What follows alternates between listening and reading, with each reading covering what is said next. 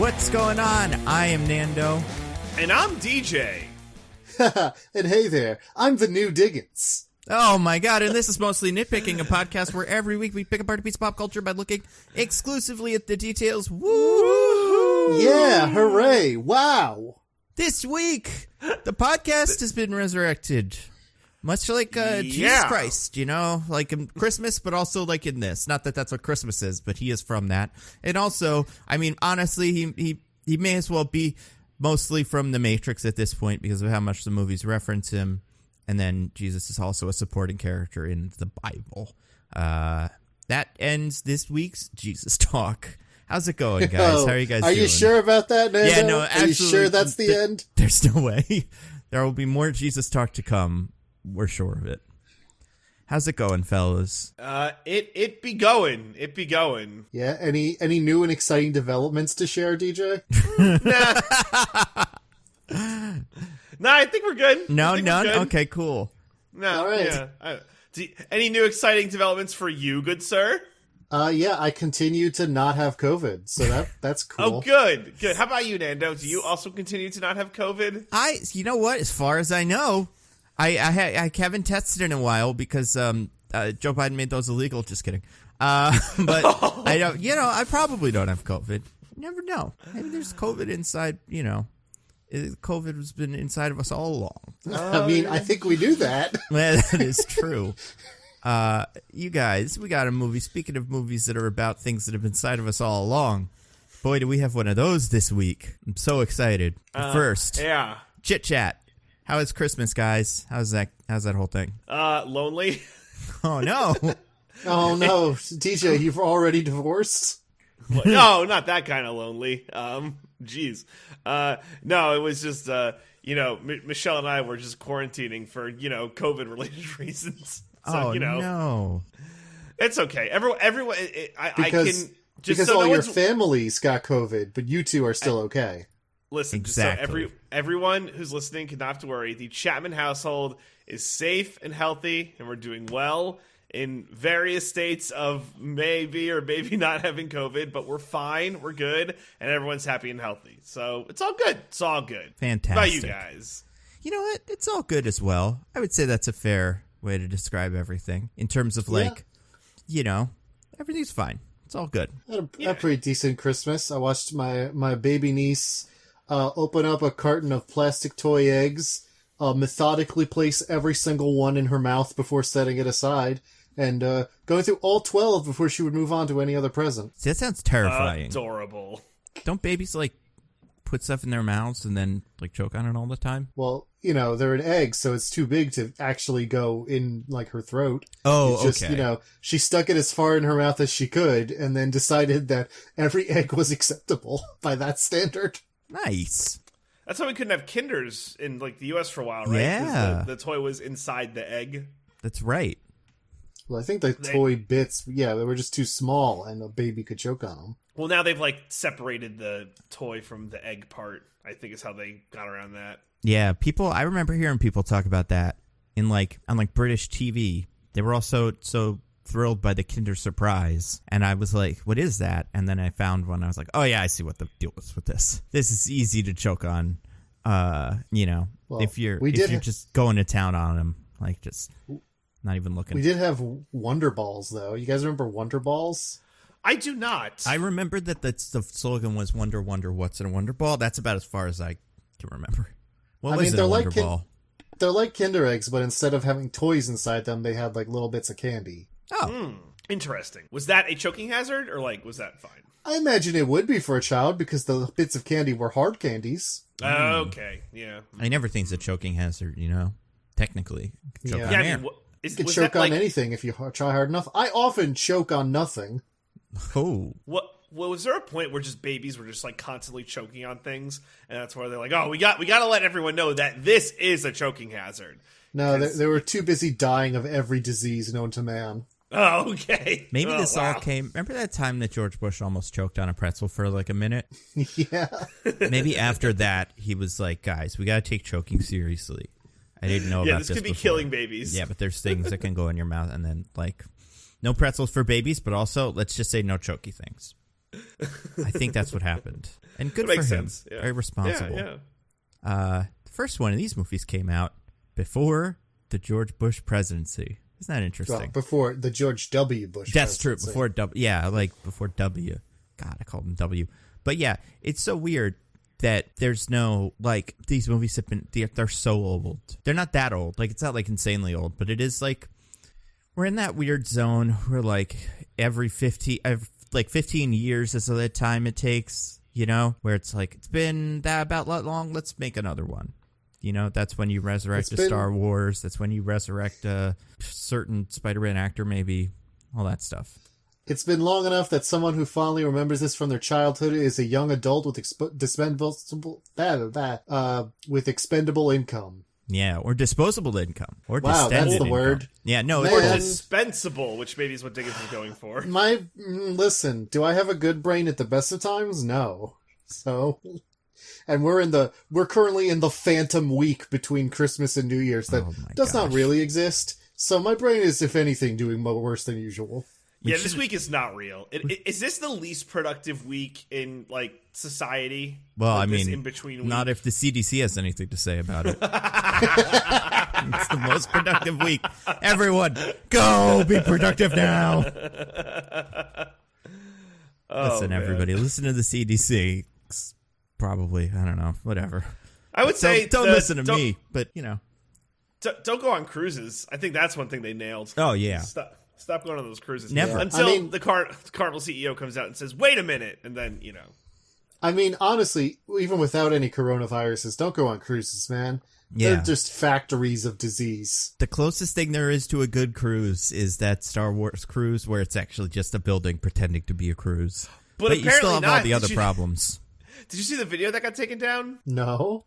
Oh, what video? Oh, man. They posted, like, a video that was, like, this, like, kid, like, going in, like, look how cool, I forget what it's called. Like, it's not Galaxy's Edge, but whatever it's called. Like, the Galactic Cruiser. Look how cool it is. And is, like, going through, and it just looked, like, really bad. And Disney took down the video because, like, the comments were like, this sucks. I'm not paying $5,000 for this. Because it did look really bad. So maybe that's not even an acceptable cruise. Was that the day that the dislikes went away, too, just by coincidence? I think this a purge happened at the same time. I mean, it does look bad considering it costs bazillions of dollars. Yeah, DJ, does this mean that you and Michelle won't be going on the Star Wars cruise for your honey tune? I mean, there is zero chance I'm ever going on that at this price point. At this price point, it's not happening. That price point, the Star Wars cruise can hit. They But when they raise the price, when it's $6,000 each, then you'll be like, now I can go. Oh, yeah, now it's good. Honestly, if there was a price point where I could be hit as payment for going on, I probably would take that price point.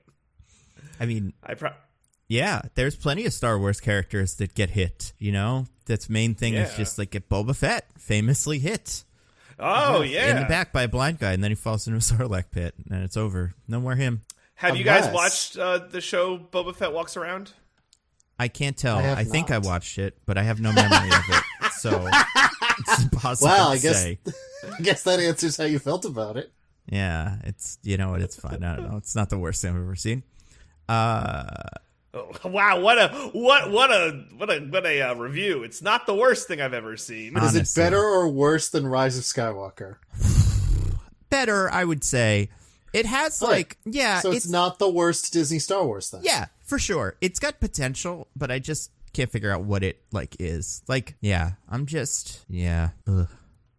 Like, if you ask me what's it about, at the end of Mandalorian, it's like Mandalorian's about Mandalorian and a little Yoda, and that's kind of a plot. That's something to be excited about in the future. And it's like, what's this about? And it's like, it's about, eventually you'll find out what it's about. Like, it's going to be about something, but for now it's just kind of walking around. He has a backstory where he walks around in that one too.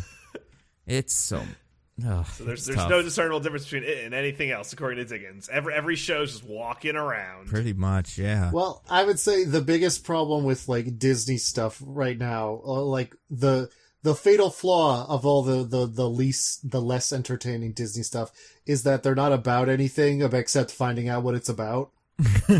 Right. Yeah, I mean, it's tough. but especially because Boba Fett isn't a character, it has that working against it too. I think you could get away with this with Han Solo or something like that, because it's like, well, at least he's fun to watch, and we know why we like him, so it's kind of like, all right, a little bit more of him, sure. But Boba Fett, it's like, he's a guy that wears that outfit specifically. And we just had a show where another guy wears an outfit similar enough to that, and he's kind of cool. And yeah, I don't know, man. It's fine. Yeah, I guess that's the weird thing. It's like, why have a Boba Fett show and a Mandalorian show?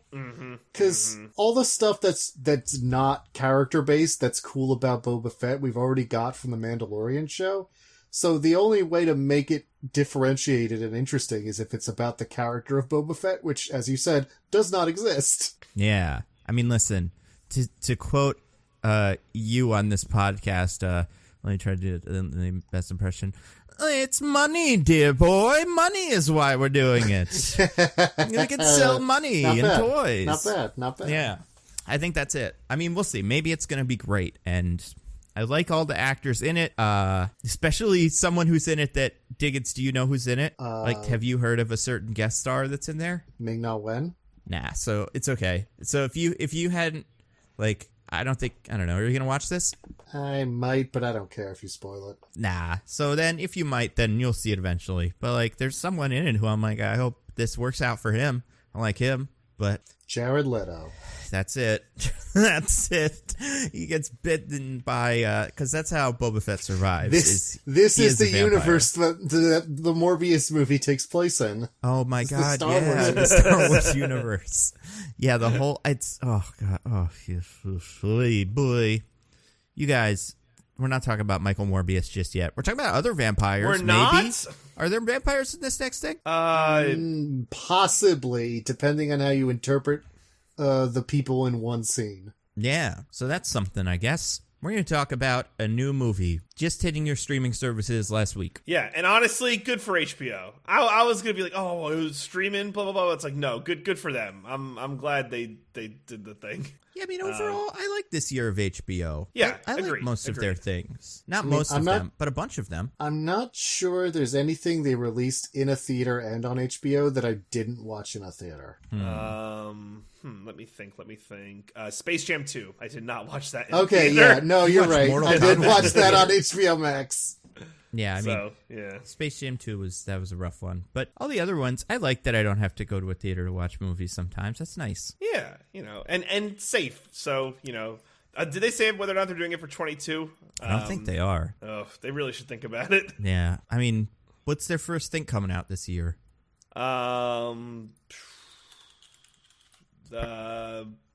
That Suicide Squad thing's a show, right? That's not a... That's a show. So that would always just be on HBO Max. Can't wait. Looks great. I don't know what their first thing is. Is it Batman? Oh my gosh, is it? There's gotta be some... That's like February, right? So, March, yeah. There must be something before that. I don't know. I mean, January's a wasteland, so they're probably not releasing anything they care about in January. Yeah, it's true. Something called The Fallout. Oh, is it based on the popular video game of the same name? I very much doubt it. Something called The Duke. Oh. Something called Untitled Sesame Street Film, but I feel like since it's called Untitled Sesame Street Film, that probably means it's not coming out. I think if that one was coming out, we might know a little bit more about it by now. Honestly, there's not that much Warner Brothers has that will make it to a theater, or even like I feel like Batman is their first big release of the next couple months. Huh. But then after that, oh boy, Fantastic Dumbledore, DC Server Pets, can't wait. Black Adam. Did HBO make, or whoever HBO's parent company is or whatever, because that's how this stuff works, did any of them make Marry Me that comes out on Valentine's Day? Oh, it does not appear that they did, which is a shame. Guys, are we going to do Marry Me on this podcast? Oh, God. Maybe. Do we have to? I don't see why I'm not. asking. It's a question. I feel like it'll be like, wow, it's a pretty dumb concept, and then it'll be like hard to have fun with it after that. But maybe. Right? I mean, I guess we could yes and anything. Yeah. I mean, we've got plenty of stuff that people wanted us to do before that we still have to do. So we'll do those things. Oh! Yeah. There's plenty of people who have won contests where we explicitly promised to do things for them that we have yet to do. We're going to do them. Speaking of, and I should mention this, Roger messaged me on Twitter, and he had mentioned that he wanted to cash in his $100 Extra Life donation for a movie. Oh, okay. Yeah. Also, anyone listening, if you donated $100 or more and would like to cash that in for our Extra Life thingy back in November, please feel free to do so. Roger attached his receipt. I mean, you don't have to. I'll take your word for it. I mean, I can also go look back. But, attach the receipt. Fine. Attach the damn receipt. But he had 3 suggestions, and we can talk about this. Either Batman Returns or Batman and Robin, Easy A, or LaQuisha? Oh, that one? Yeah. You know what I'm talking about. I feel like if we picked Easy A, we would just spend the whole podcast talking about how it's a perfect movie. I haven't seen it. Yeah. So his comment was about how much you like the Diggins. His preference would be LaQuisha, which he says is his personal favorite good bad movie of all time. I think that might kill us. A white guy pretends to be a black female talk show radio host. No. Oh, my brain had removed memory of this film from for my own well-being, and you saying that just unlocked that part of myself I had hidden away. It's like a reverse Black Klansman, you know? Oh boy. Yeah. It's the opposite. But that sounds awful. Sounds great. Yeah, I love it. I mean, Batman makes sense because there's Batman movies coming out in March. Yeah. Like, there's one of those, so... And we've never done any of the old school Batman movies. No. In fact, I don't even remember them very well. I watched all of them as a child, but I just don't remember them very well. Man, I could write you down the script for Batman Forever. Like, I've seen that so many times. Yeah, I mean, we'll see. We'll figure it out next year. We got so many things. We got this movie. So many things. We got the end of the year spectacular. That's really the beginning of next year spectacular. Mm-hmm. And then Michael Where we Morbius reveal who was the most right about this year. The answer may surprise you. We'll see. We will see. We still got a whole day. We got one whole day for Invincible to take over. It's got get it going, guys. Let's start that hashtag. You guys, speaking of things that are invincible, we got to talk about this week's, and not like the franchise itself is invincible, clearly, but like the people in it. We got to talk about this week's movie. You guys, they resurrected The Matrix. I don't know if you've heard. Oh my god, the video game, The Matrix, they resurrected it? The video game we all know and love. My favorite video game trilogy with surprisingly realistic looking graphics for the early 2000s. Yeah. It's mostly talking, you know? That's the other thing about this video game that's interesting. I mean, that's not that unusual these days, but it was interesting then. I don't know. The second one had that, like, half-hour long sequence of just fighting on a highway. Yeah. That was pretty sweet. And I guess, you know what? That bit in the middle of the third one does feel like a video game now that I think about it, where you're just shooting robots for no reason. Well, that's the low point, though, because it's basically a turret sequence. You're barely even moving. That's true, yeah. Oh, yeah, that movie. We got another one, though, Matrix Resurrections. They resurrected it. It's back, baby. They did. Resurrected, like a certain Mr. JC might have done before. Yeah. That's right. JC Denton from the Deus Ex series also had a miraculous return to life. What? Yeah. That's beautiful. I'm so happy. We got to talk about The Matrix Resurrections. You guys, IMDb game. This is going to be a wild one. I can't wait. Oh, I am in charge. I am the architect of the IMDb game this week. You're not ready. I'm not ready. Not even close, but let's try. Oh, God. Don't you mean we're not... well, if you're the architect of this one, then you're like, there is no IMDb game. You invented it in your mind. You know, don't worry about it. How meta are we allowed to get with this? You know, how meta do we think it is? I mean, we're allowed to say whatever we want. Yeah. Oh, God. I'm gonna say this is just it's a weird one. It's gonna be tough. Oh God. My upsetness is so high. Well, Diggins gets to pick whether to go or Oh yeah, I lost last week. I'm gonna let DJ go first. All right. Yeah, that makes sense. G. Okay. Okay. Give me a second because I'm my brain. Okay. It's it's weird, right? You said it's weird. It's Is that weird. the hint? It's weird. Okay. All right. In the return to the realistic simulator, The Matrix, Neo finds himself in having to live every day the same way. He must reawaken his mind after reconnecting with his long-lost love trinity, who have both been seemingly resurrected after having apparently died. Okay. Diggins? After 20 years, the film franchise that took the world by storm is back. Director and writer Lana Wachowski returns to add one more chapter to the saga of Neo and the mind-bending, reality-warping world of The Matrix. Oh, I'm going to go to DJ for this one. No! Yay! Yeah, so... Okay, so DJ got a couple of things. Neither of you were all that close, Okay, but that's fair. it's a doozy. All right, here we go. It's got so much punctuation. Okay, return to a world of two realities. One, everyday life. The other, what lies behind it. To find out if his reality is a construct. To truly know himself, Mr. Anderson will have to choose to follow the White Rabbit once more. Oh, what the fuck? Oh, God. Right? Why? Yeah. So, yeah, DJ said the word return. Diggins did too, but DJ said it in context of the movie, not in the context of advertising. So I think DJ got this, yeah. Neither of you named him Mr. Anderson would have been it. Mr. You both called him Neo. Yeah. Yeah. I didn't see that one coming. Oh. Can't blame you. Because, it's a weird one. Yeah, that, oh boy. Wow.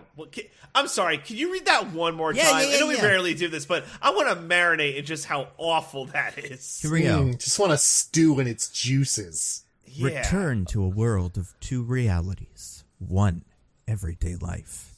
The other, what lies behind it. To find out if his reality is a construct. To truly know himself, Mr. Anderson will have to choose to follow the White Rabbit once more. Oh, if you boy. Say so. Yeah. I mean, listen, it's not, it's an interesting, IMDb summary in terms of that that's a way to, that's kind of what it is. Kinda. It feels super inaccurate, but I don't know. It's not inaccurate. It's just Wrong very word. vague. Yeah. Yeah, and It's a little more heady than these usually are. yeah, heady's a good word. Heady's a good word. Yeah, we got to talk about it. And DJ, you get to go first because you won. So what did you think of The Matrix Resurrections? Ooh, wow. Okay. So I talked about this when we first covered The Matrix. But I love the first Matrix, and honestly, I think relatively am high on the other two movies. For me, this movie was a stinky pile of doo-doo, and the reason I say that is because, we'll talk about it. But for me, it's hard to parse what this movie was doing as meta commentary versus what choices may have been bad. And I think for me, what most highlights that is there are several narratives and themes that are brought up in the movie that normally would be explained by 5-minute conversations about philosophy and stuff like that just aren't brought up at all.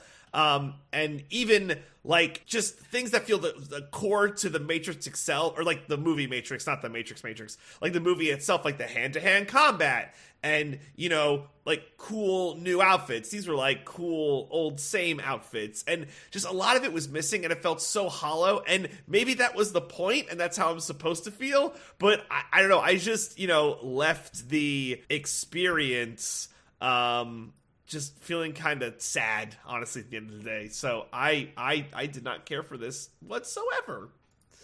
Love it. Yeah. Diggins, what about you? Yeah.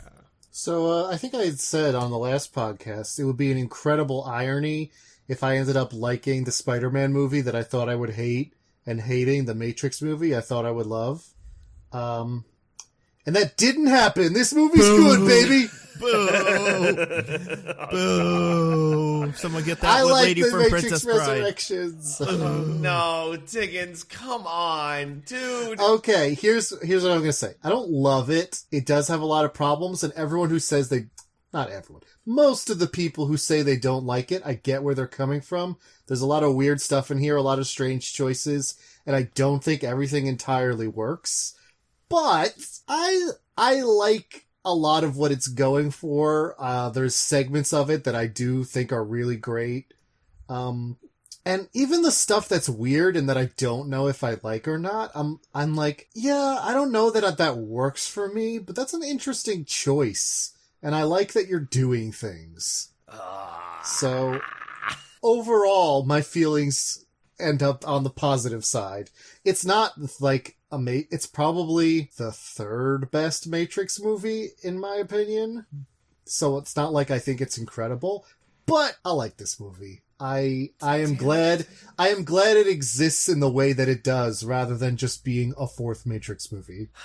Yeah, I mean, I don't know. My turn. I didn't like it either. I think it's not very good at being what it seems to want to be, or what we would want it to be. I think it somehow fails on both counts. In terms of, like, action. Let's talk about action. It's not good action, because it's not the Matrix, the action from the yesterday of Matrix, purposefully, sure. But also, it's the action from Jason Bourne, and it's not done particularly well. And Neo has superpowers that are just force fields now. Every fight ends with a force field. And, like, it's just... So, like, I want to judge this movie on its own terms, even though it is a sequel to a movie that keeps talking about how it's a sequel to that other movie. However, I don't think on its own terms it's very good or successful. And I'm not super happy this was resurrected, because I feel like the third one, while clearly, flawed, is an ending to this whole thing that is an ending. And this feels like another half beginning. And I'm like, because I don't think we're going to get another one of these. And then it's like, we had a franchise that just started and finished. And it's like, let's start again. And like, we're leaving it open in a way that's frustrating. So, like, I feel like you're going to do a sequel. You got to do 3 or, like, finish that story. But you can't do, like, one weird open-ended one and then not finish it. I agree that... My overall preference would be don't do a new Matrix. But if WB's going to force a new Matrix to happen, I would rather it be like weird and interesting like this one than just the Matrix again. See, I have no problem with weird and interesting. I just want good and like successfully weird and interesting versus like weird and interesting, but it's only it's a, that song sounds interesting. Well, yeah, it's because the singer dropped the microphone halfway through the song.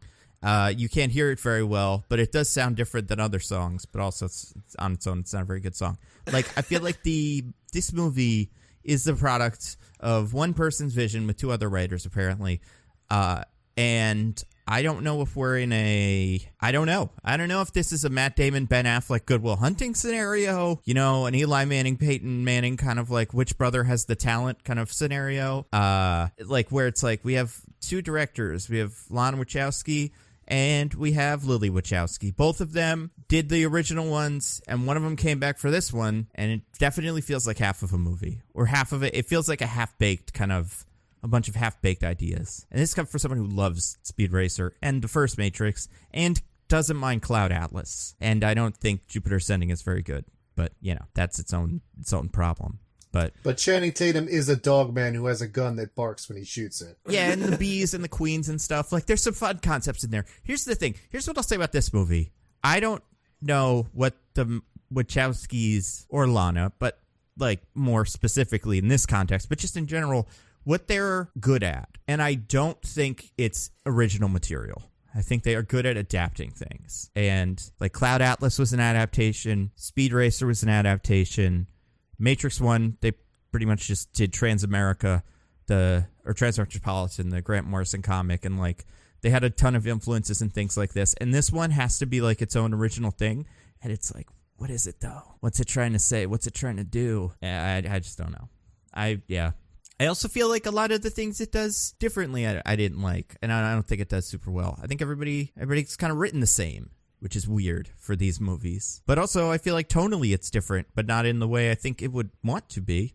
But also, it's a meta movie, so yeah, it's hard to decide what it wants to be and what it's trying to say about other things that maybe it seems like it wants to be, but actually it doesn't. Like Bullet Time, I don't know. Oh, blah, blah, blah. Yeah, where do we start with this one? Where do we start, Nando? We start at the beginning or the end. Oh yeah. How does this movie start? Well, it's right. It starts like the first Matrix movie, but is different. Yeah, what's the deal with that? I don't know. I still couldn't figure out what was the thing he wrote, a modal? The modal. Right. So that was just, they were all little programs replaying the opening bit of the Matrix over and over again. They were not real people. It was not a real thing that was happening. But Carrie-Anne Moss, that was not Carrie-Anne Moss in that. Nope. That is another actor, right? I don't think that's supposed to be Trinity. It's supposed to be a Trinity type or something. Yeah, they're like, that's not her or whatever. So that was the thing I had trouble with. I couldn't quite figure out about that. Was like, if we're replaying Matrix, why isn't it the Matrix? Well, he was like fiddling with it and changing it a little bit to, I don't know, I guess the justification he gives is it was like he was doing it to like give himself some ideas and iterate on stuff.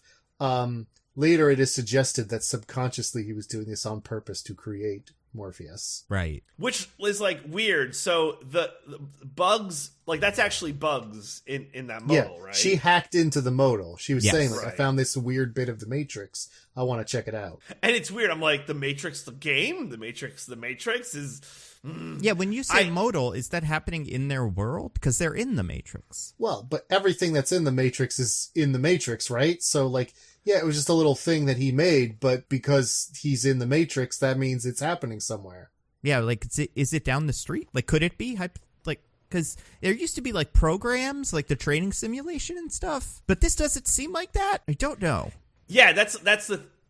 Overall, right, I feel like the thing with, you know, how we're, like, approaching this movie, and this goes to, like, my larger point of, like, is it, like, trying to be super meta and cool? Is it, like, are we re-showing the first movie again, line for line, shot for shot, with, you know, some slight replacements? Because it's like, well, you see, everything's just a copy of what we used to do, and there's nothing original, so we're just redoing it. Or is it like this thing where it's supposed to be a part of the story because of this weird, like, modal thing? And I don't know, maybe I'm thinking about it too hard, but it just, I don't know, just give me a fourth fucking Matrix movie, man. Just this stuff is frustratingly, it aggravated me a lot. I was pretty meh about this movie.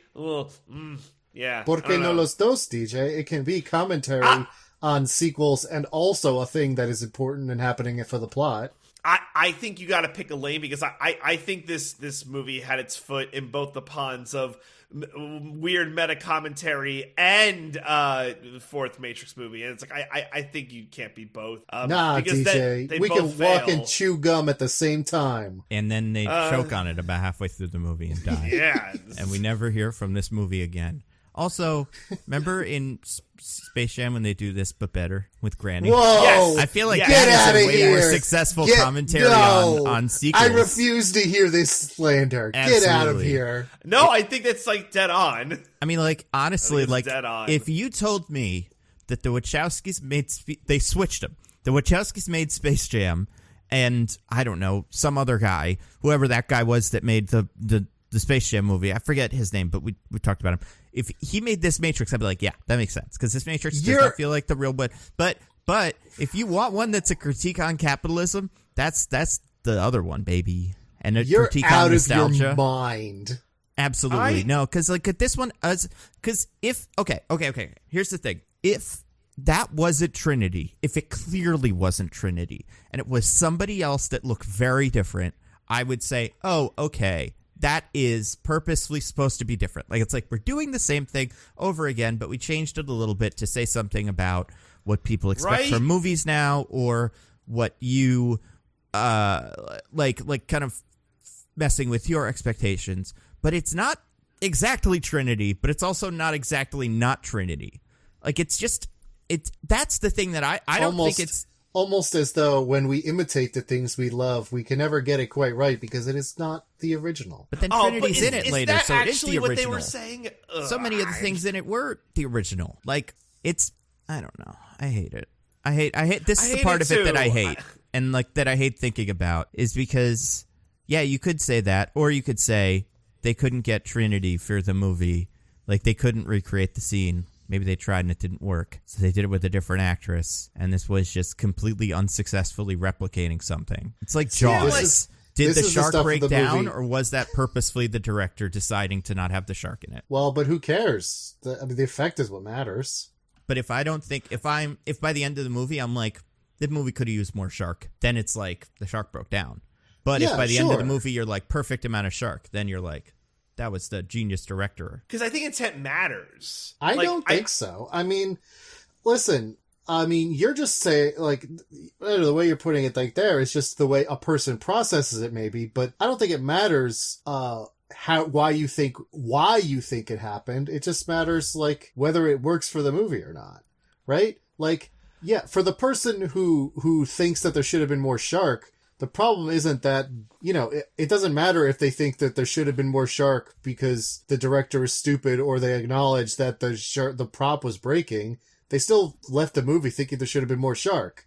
So, like, it doesn't matter if there was some technical reason why it ended up this way. It's just whether or not it works for you. Yeah. But, like, I think Nando's, like, Space Jam commentary, like, that's why it's, like, dead on. Because because I feel so much worse about the silly, how we're going to be, it is this, but it isn't this, and we're going to say that our own thing is bad. I think the way Space Jam did that was, like, more successful in saying that actually this Crazy. idea we're No. positing is that, it totally is. I refuse to hear this slander that Space Jam did anything better than this movie. I mean, better Warner action Brothers sequences when you commentary, really get down it to might it, be yeah. the only thing, but yeah. Yeah, Sorry, the was that basketball Nando? looked better. No, I was gonna say, like the action was, but no, I was gonna say I think the problem is when you're with a meta movie like this, trying to divine any intention from it. If I, from my perspective, having seen it and like thinking all this through, I find it pointless. I find this movie pointless when it comes to perspective and commentary because it's so unclear, but not, I don't think, like, it's just like, it's tough when like this movie just like says a lot of things, but none of them enough. And it's kind of like, it's frustrating because it's like, I'm like angry at the movie kind of, because the movie's like, you're not smart enough to get this, but this is actually a commentary on something. It's like, no, it's not. You just don't know what you're doing, or something like that. Like, it's tough. And also, like, it's your fault, viewer, that I have to do this anyway, because, whatever, like, your craving demands that we have another Matrix movie because of corporate greed, and it's your fault as the consumer. I'm made to feel bad for, like, I don't think this movie is blaming the consumer. I think it's blaming the corporate, like you said. I didn't feel like there was any blame on the consumer, and in fact there was some some discomfort, sure, but also eventually appreciation for fans and people for whom the first Matrix was important. Speaking of the Matrix, Bugs was in it. A character named Bugs Bunny. Isn't that clever? Yeah, Bugs Bunny. Yep. I get it, because WB owns that character. Yep. Hey, was there a glitch in the Matrix? I felt like we were having a spirited debate, and then it just kind of, I got deja vu, and Oh, deja vu is the name of a cat. Is someone stopping me or something? I don't know. Are you Well, censoring maybe- me, Diggins? Is that what this is? Maybe God himself, Jesus Christ, realized that I was right and decided the debate should end there. How old is that cat, by the way? It will continue. Well, it's a coded cat. So Yeah, it's not a real cat. Right, but in universe, is it a 20-year-old cat? Like in Matrix universe? Oh, man, I don't... Because the guy's like, you made my cat part of your game. And it's like, it's a 20-year-old game, bro. How old was the cat? Was it just big, but even born? And Maybe- they were like, we'll have it be in the Matrix. Maybe that one was Deja 2. Ah, yeah, that's true. You crafty bastard. Every cat can be deja vu, but they're deja vu of the last cat. That'd be genius. But yeah, Make you so yeah, makes you think. makes you think indeed. Yeah, I don't know. Where do we go from here? Bugs. Bugs. I would like to talk about bugs.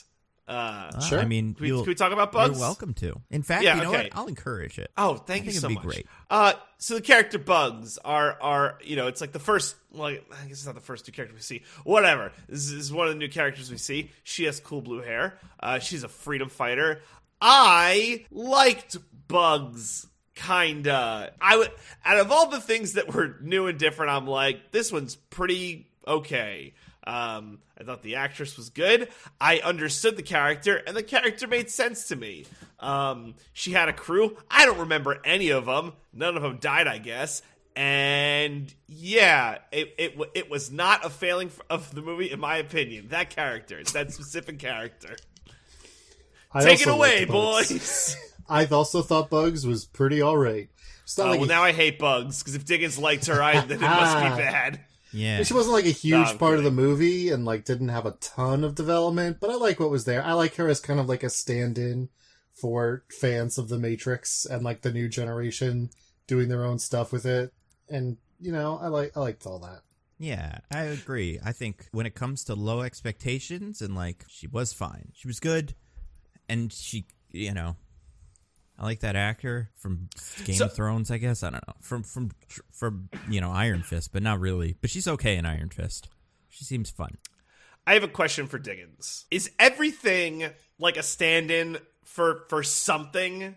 Like, is every like who was the operator? The guy. Like, what was he a stand-in for? Like technology is great, and it's cool that we have cooler technology. Which one was the operator? The one with the blue little eye goggly thingy. The dude who was her control man. Gotcha.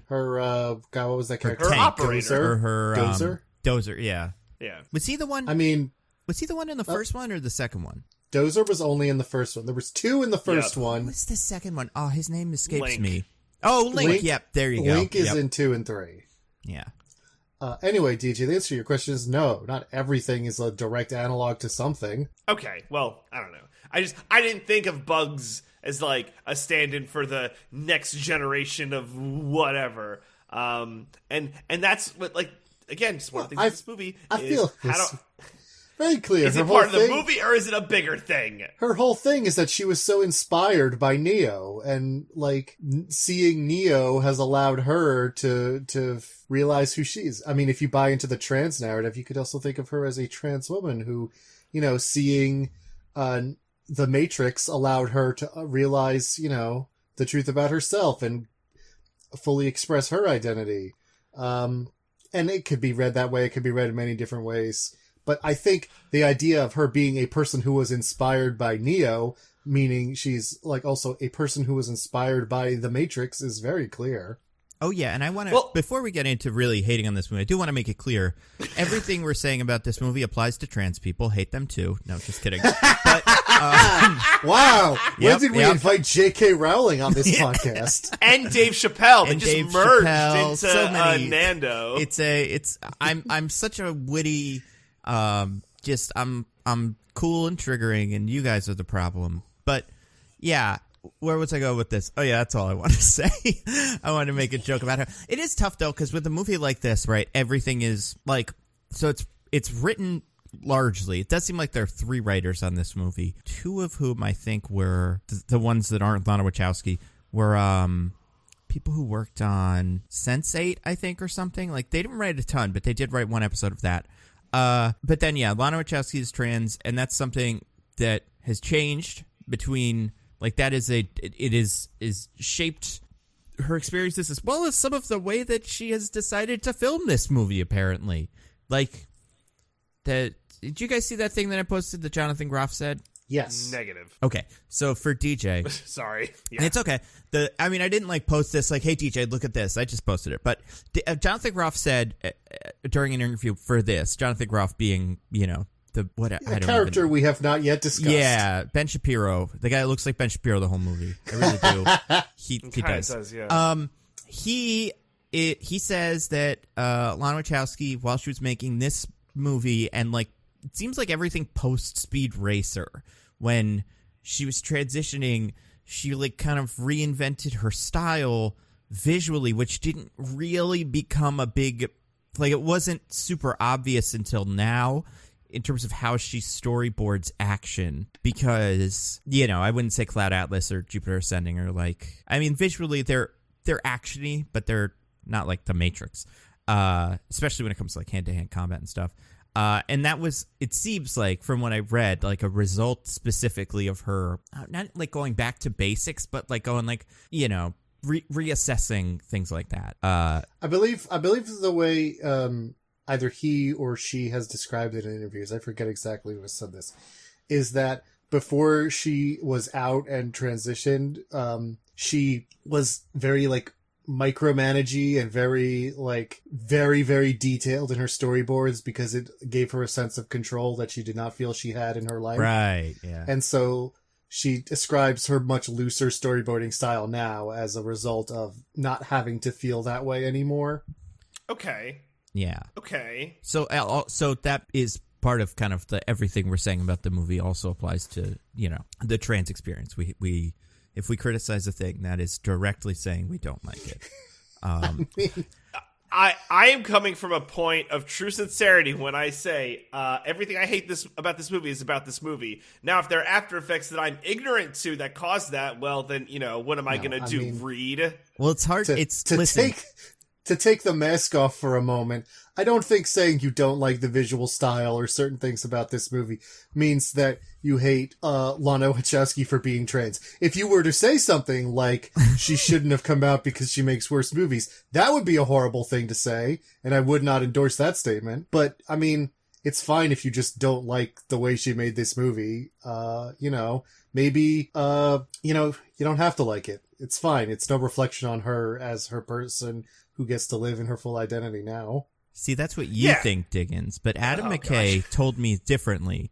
If you don't like the movie, it specifically reflects upon your thoughts about the subject of the movie. Right? So say you made a movie that was a really clumsy climate change allegory. If you don't like the movie, that means you don't believe in climate change. I don't know if you've seen that last couple days, but that is how movies work sense. now. It's really fun. That's why Don't Look Up is my favorite movie of 2021. I think it's the best movie ever made, personally, because I don't want to drown in the rising oceans. Yeah. Yeah. Look, all I'm trying to say is, and I'm not trying to, jump any kind of shark or skip ahead or whatever, but someone made a choice to make fun of themselves and or Warner Brothers at the same time in this movie, and I think that's a through line that makes this movie bad. That at some point they're like, we're gonna try and say something, but it's not like a bigger message. It's just kind of a nanner kind of blah, people suck or whatever, and that might frustrate a viewer such as myself because I really like these movies. I mean, again, DJ, I just don't see it as being a kind of criticism of the viewer at all. I don't really. The one scene that I really felt that way was the game developers sitting around a room talking about what the Matrix video game is about. It really did feel like you dummies trying to dissect my film and say what it's about. You guys are tools. I mean, we are. We're tools. I mean, A, we are tools. Way to go. We are tools. Absolutely nailed it, Lana. I guess for me, that was less like you're an idiot for trying to understand my movie than it is like it's exhausting to have people talk about your movie like this for 20 years, which I'm sure it is. Yeah. It's hard to just like have like one thing be wrapped up in, just out of every conversation. Like, oh, the Matrix was so blah. Like, yeah, that must suck.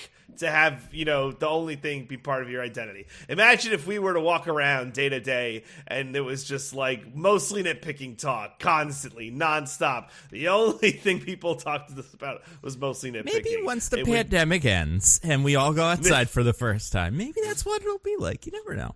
I'm sure it would be exhausting. We're going to be the next big thing, guys. Yeah, we're just on the edge of taking off. We already are, and we just haven't noticed it because we don't go outside, I mean, DJ went outside. I don't know why once, but the rest of us haven't gone outside. Yeah, that was my mistake.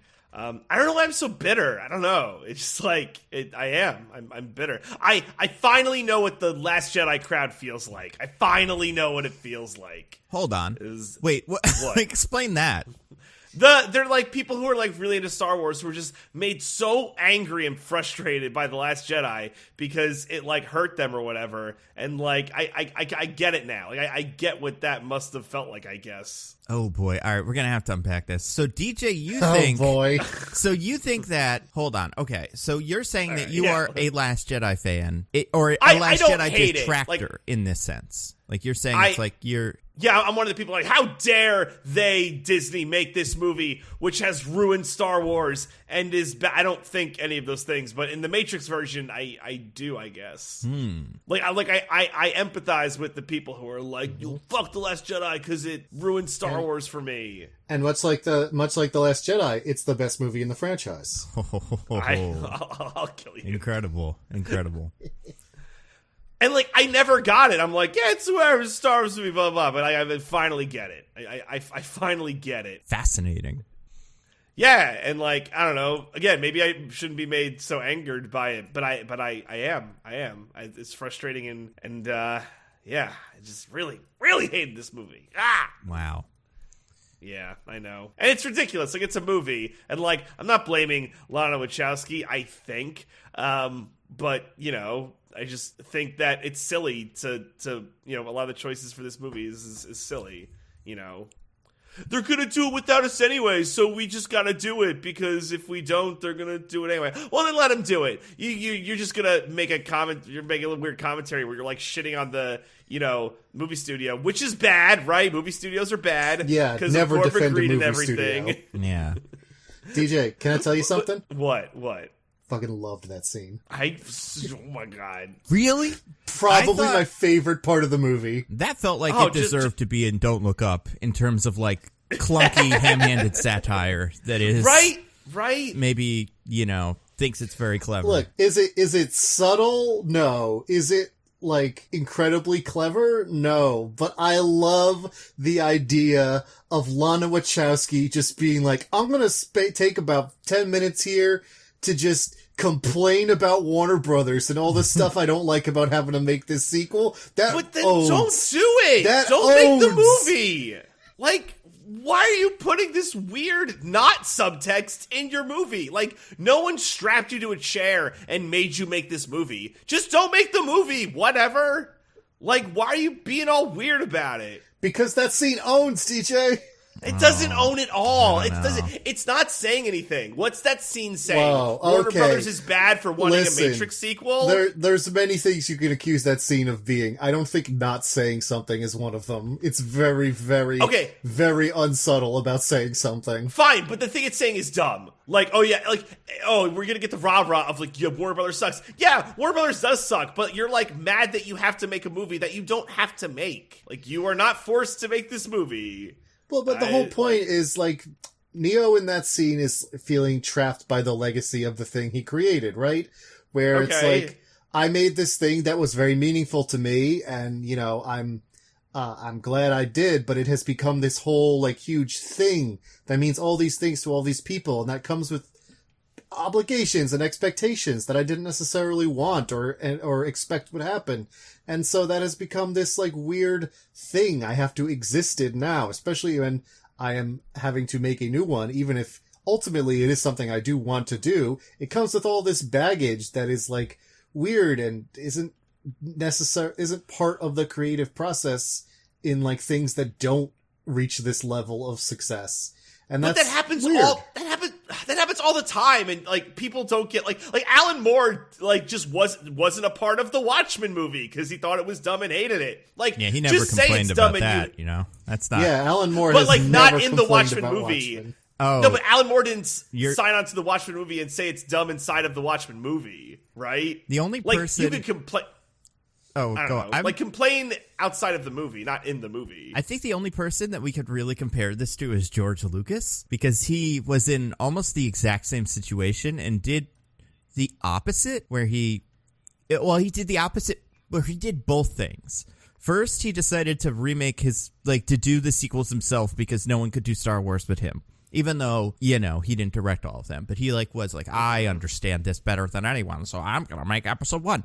And then he handed control off of the franchise and, you know, to mixed results, unless you wanted to see Boba Fett walk around town. But, like, if you just look at the way that the Star Wars, I don't know, machine has been pumped by Disney, it's gone in a direction that is different. But none of the criticisms were inside the work itself, right? Right, yeah. Yeah, they're outside, and that's why they're not as good.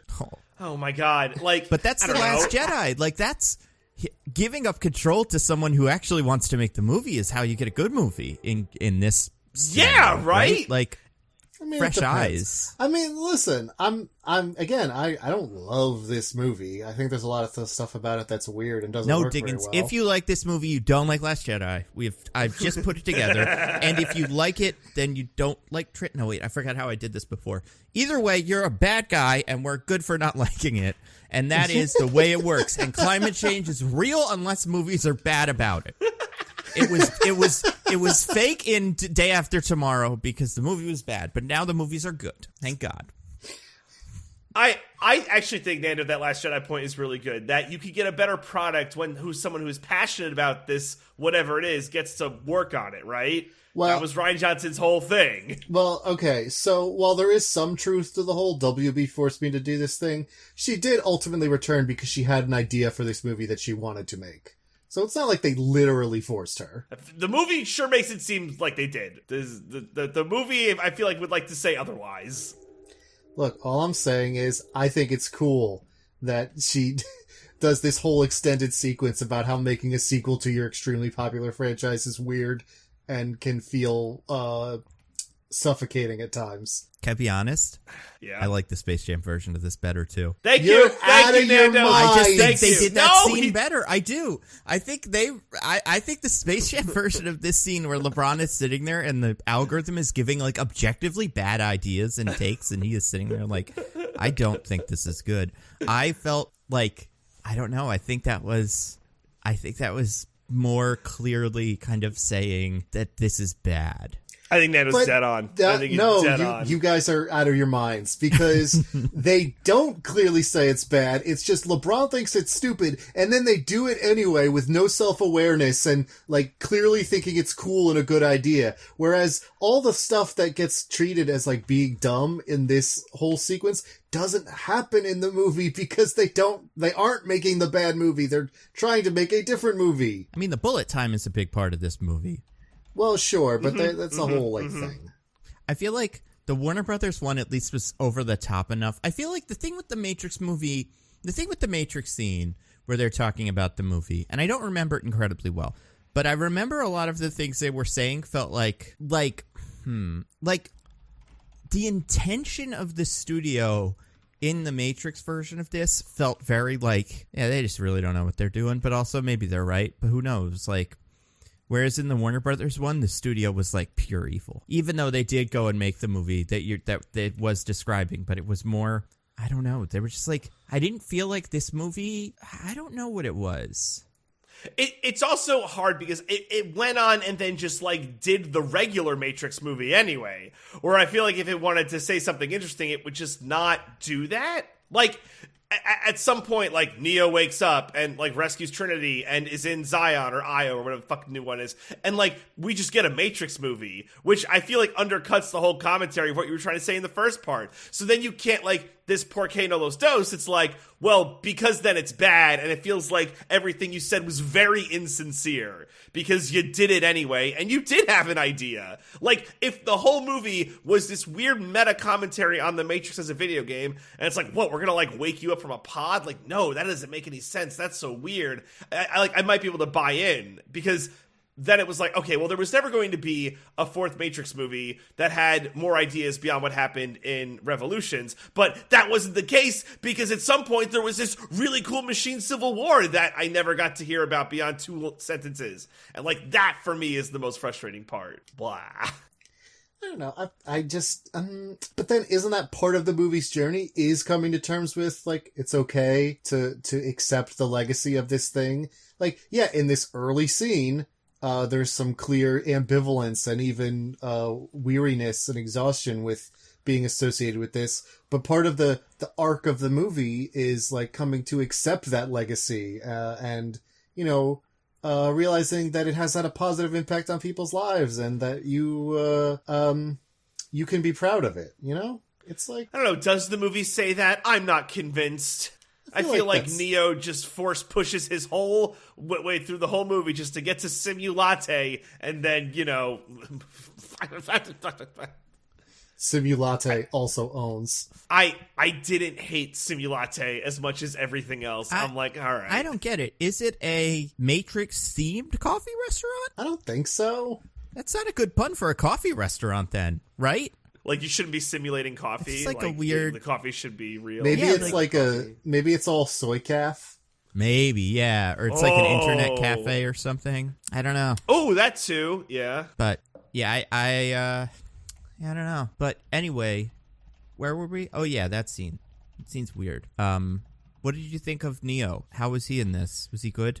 Yes. I mean, Keanu's always killing it. He's a very sad boy because he is in the Matrix. Isn't that great? Yeah. I mean, aren't we all sad because we're in the Matrix? I mean, we are, you know? If we were in the Matrix would be better than this. I feel like this is, even for the Matrix, I'm like, what you guys are doing with this whole COVID thing, it's a little much. Tone it down. Otherwise, you know, the way they had the vampire reality, it's like the COVID Matrix isn't working either. You have to reboot this. Do you think maybe the, they're also running out of server chips in the real world? And so they're like, guys, we need to stop having large crowds of people gather because it puts a lot of strain on the servers and we don't really have the chips to do the maintenance we need for that. So, just put something in there so that people don't get together in big groups. That makes perfect sense. It's, yeah, but yeah, Neo's good in this. He's sad. He sees Trinity at a coffee shop, but she doesn't look like Trinity, apparently. And her hot husband, Chad. Yeah, so, like, that's apparently the guy who plays him in movies, who plays Keanu Reeves in movies, right? It's a stunt double? Oh. Yeah, I think so, yeah. I think that's what that is. That's cool. Yeah, people in my movie theater really recognized him, and it took me a while. Like, I had to go, Google it. But apparently he's, like, a guy. I don't know. I think he directed the John Wick movies as well. Or at least one of them, because I feel like that... I feel like the team behind them split up maybe between 1 and 2, but I don't know where they both went. But yeah, so she has a husband. Now, she doesn't look like Trinity, right? Well, to us and maybe Neo, this part's not clear to me, she is Carrie-Anne Moss. She looks like Trinity. Right. However, it is implied, and then later outright stated, that both Neo and Trinity appear to be different people to everyone else, including possibly each other. Yeah. Why? Because that's part of how they hide them. Because they do not want humans to be finding Neo and Trinity. But they still let them be Mr. Anderson? Yeah. Like, he's Thomas Anderson. Tom. So that's the part that confused me, is like, people do... They actually do directly talk about that at one point in the movie. Yeah, but she's like, so she says, like, we looked for all the Thomas Andersons in your company and we couldn't find... Yeah. But like, I mean, yeah, but one of the Thomas Andersons is the lead game designer. It's probably him. Like, maybe they changed his appearance. I don't know, Bugs, but like, if you look through the company and he came up, he's the one. Well, it goes past... appearance. They say like they did all kinds of like scans and sweeps, and whoever the villain of this movie is did to Trinity and Neo, it's like so comprehensive that like no tool they have like identifies them as being those people. But hold on. But so when he says my name is Thomas Anderson to someone, do they not hear that? Do they hear like no? His name is Thomas. His name is Thomas Anderson. It's just a generic name that like it's just like. The idea is basically, yeah, they hear Thomas Anderson, head of this company that says they made the Matrix. Oh, that must be him. But they do all these scans or whatever, and it's like nothing, like, it all comes up with like not connected to this human being, you know, not Neo, whatever. So like, I guess this is just like a little joke they're doing or whatever, because like we put all our surveillance we can on this guy and there's absolutely no connection to Neo we can determine whatsoever. Right. Okay. Sure. And he has a friend. That guy's interesting. Yeah. What's his freaking name? I don't know. He's a bot. That's part of this movie. Let's talk about bots. Yeah, he has like a dumb name, I think. It's like Bruce. Bruce is a dumb. It's probably name. like Bruce is like my name. John Computer or something like that. Like or like Christ. I don't know what it would be. Judas. Is it really? His name is Jude. Jude Gallagher. I was 1 second from guessing Judas. I had it. Yes. Loyal listeners will know. But it's so weird. So okay, there's bots now, right? Yeah. How many people in the Matrix are bots, do we think? I don't know, Seems like a lot. Well, like, are bots different from, like, the swarm mode thing? I think that is bots. I think is like activating all the bots. Yeah. Yes. Well, I didn't think it was bots. I thought it was similar to the first Matrix, where an agent would just take over, like, a human body, and the agent is in that body now. I thought this was, like, the same thing, except instead of an agent, they're just them. Right. But, like, zombie them. That's how I interpreted this. Yeah. Like, I wasn't sure how to differentiate, like, the bots from the... See, man, it's a lot of nonsense in this movie, man. Yeah, because there was no nonsense in any other Matrix movie. Well, but they introduced new nonsense, which is like, you know, we know what the Matrix is, right? Like us viewers of this movie, right, yeah, we know what the Matrix is. Yeah. Yeah, because we live in it. So we don't need an hour explaining, like, what the Matrix is. And Neo trying to figure out that he's in the Matrix. We already saw that movie. Are any of us bots? I guess we won't know until we just throw ourselves from a window onto a car. Wait, did the bots Actually, not into goo? I have been a bot this whole time. I've been waiting for a good time to tell you guys. Turn your eyes into little green dots and then go throw yourself in a car. Can I say, like, I agree with you mostly about the action scenes in this movie. They are kind of lackluster, especially compared to the other movies. Oh, yeah. I did enjoy when it was raining men. I hated that. I hated it so much. I wish I liked it. It was so graphic. I did not care for that one bit. I think the part of it that just didn't work for me was that, like, it didn't seem to bother the main characters that much. Like, they just made more force fields. Right? Some of them got caught in a car, but I didn't care about any of them. I guess I cared about bugs, but overall I was like, yeah, I don't know, man. We've moved past these goons. We need to get to the real business of the movie, which... Also, I have a nitpick. If the machines are having an energy crisis, how can they afford to, like, waste so many batteries like that by just, like, turning them into, like, human bombs? Oh, they like, solved the energy crisis with Neo and Trinity. Yeah. Okay, but, like, still, like, I don't know. It's very wasteful. I mean, the bombs also just, like, flat out don't work, really. So, like, I don't know. Right. As an escalation from previous Matrix movies, this feels like a big downgrade. Everything, as far as the action escalation, feels worse, but... Agents were scarier. Oh, yeah. In the Matrix agents movies. Are way because cooler. agents were unbeatable. Yeah, and they were one guy that just follows you down a hallway, and it's like, fuck, he's following us down a hallway. But in this, it's like... a bunch of people that exploded to little dots like the Pixels movie, like where it's like, oh, Pixels in real world. But I don't know. Or your buddy Jude. Or Jude, yeah. Oh, Jude. So there's bots. Are people married to bots? Because, like, sometimes someone wakes up as a bot and they jump out of the window and then other people don't, right? I mean, why would that not be possible? They're all just code. Right? So, like, that's screwy. What happened to that person in the Matrix? We probably went to a lot of therapy. They probably go to the therapist. Oh, that's not a good thing. Therapist bad. They probably went to go see Neil Patrick Harris, Business was booming. Blue pills were flying off the shelves. But yeah, that person is, like, really messed up, man. That coffee shop guy. Like, I've always had a problem with the idea that the Matrix is both this fun little playground where all the action scenes happen and also the real world where everyone lives as far as they know. Especially in this, because it doesn't seem like anyone ever got out of it. In the last one, it's like, people can leave the Matrix now, right?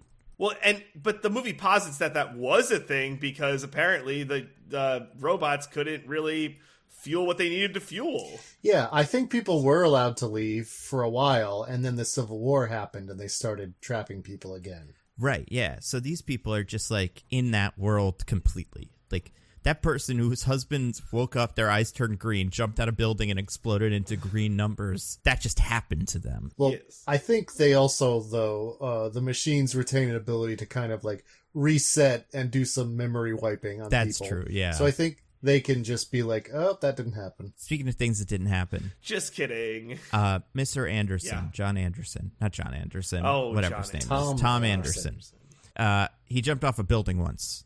Back in the past. Mm-hmm. What happened then? Like, how did he not die? Yeah. Do you mean? He can't fly, but Bug said he did. She says, like, you jumped off the building, but you didn't fall. But then what happened? I think what happened was that whoever the mysterious shadowy villain is, like, stopped it from happening because they control the Matrix and then like reset stuff. And so like I think in his memory it's like really fuzzy and he doesn't think he actually jumped off the building. You know what I mean? But he thinks he tried, or like he attempted to. Mm-hmm. Gotcha. And he did that at that moment because he believed the Matrix was real and wanted to test it because he thought he could fly in the Matrix. Right? We never really get a super clear answer on what his thought process was at the time, but it seems like, he was starting to like wake up, quote unquote. Interesting indeed. Even though he just won that big game award. Game of the year. Know, right? 8 out of 10. Game of the year. He beat out Quake 3. Yeah. Yeah. It is better. It's a much better game. I mean, we don't know what the game is. Again, how do you play this game? Incredible graphics for the time. But also, like, what is it? Is it a rhythm game? What's the punching? Narrative focused. It's like a David Cage game. Yeah, right? It's mostly karate. Like, you can't, that's hard to do. I feel like mostly throwing chickens at people who are chasing you. Yeah. Sexy dancing and chicken throwing. Oh, man, this does feel like a David Cage movie now that I think about it. No. Yeah, it's David Cage's back, baby. No, there's not nearly enough sexual violence against women. He is the Merovingian. He comes into the movie every so often for a little bit of sexual violence and leaves in his French accent. Oh, the summer divisions. Oh, no. Hold on, Merovingian. Give us maybe another 3 hours before we get to you. You're in here, I promise. I will not wait forever, though. I have very important things to say about the state of the movies. I don't think you do, but also, we'll get to it. I'm sure you think you do, Merovingian, and I'll give it that. Okay. So Neil Patrick Harris, we talked about him. He's in this. He wears blue glasses. Blue glasses. Get has it? A cat named Deja Vu. Gives you blue pills. He's terrible. I hated him in this. Probably for me the worst part. Agreed. I found it to be insufferable. I didn't hate him. Really? I can see why he would annoy you, and I'm not going to be like, he was the best part of the movie or anything, but I don't know. It felt a little weird. Like he and another character were doing a slightly different movie than everyone else. Yeah. But it was okay to me. I feel like him and, the other guy that we're going to talk about, and another guy, all had a vibe that I would describe as quippy jokester. And yes, it's most annoying, I guess. Well, I guess it's actually his is the least annoying one. But the problem with him is he is the quippy jokester third. So by the time he was also a quippy jokester, I was just like, I don't have space in my brain for another one of you. But the first one was like absolutely insane. Let's talk about him. We'll get to the therapist a little bit as time develops. But who was the first quippy jokester of the movie that was a quippy jokester? I feel like there's two people you could be talking about, and I'm not sure which one you mean. So I think Agent Smith is a quippy jokester first, and the other... Which Agent Smith? Or Mr. Smith, excuse me. Well, okay, yeah. Mr. Smith is a quippy jokester immediately, whereas the other character becomes a quippy jokester later. Okay. Or at least as he is revealed to us, he becomes more of a quippy jokester. What do we think of Jonathan Groff as Mr. Smith? I feel similarly to Neil Patrick Harris, where it's like, it is a weird performance, and I can see not liking it, but I didn't hate it. I hated it. I hated it as well. I don't think he feels like Mr. Smith at all. I don't understand it. I know Hugo Weaving was too busy with some play, but like, I don't think he has to do necessarily a Mr. Smith impression, or like a Hugo Weaving impression, but I don't think outside of that one thing where they both yell Mr. Anderson and they cut to the movie so you know, because otherwise you would never be able to figure it out. Like, I don't think he was anything like Mr. Smith in this. But was that commentary, Nando, on how maybe the way you remember Mr. Smith is different from how Mr. Smith was portrayed? And really, how can you know what Mr. Smith is supposed to be like? It's a great question, DJ. I mean, honestly, I think I do prefer him doing his own thing to doing a Hugo Weaving impression, just because then it would just be like, well, why didn't you just get Hugo Weaving then? But, in that I don't know. I don't feel so positive about it that I'm willing to go to the mat to defend it. It just didn't bother me in the way it bothered you guys. I feel like... Here's what I will say. Yeah, DJ? Sorry, Nando. Like, if I just give like go a quick... for it. I liked that... All right, that was quick enough. How I didn't like... No, go. Okay, go, great.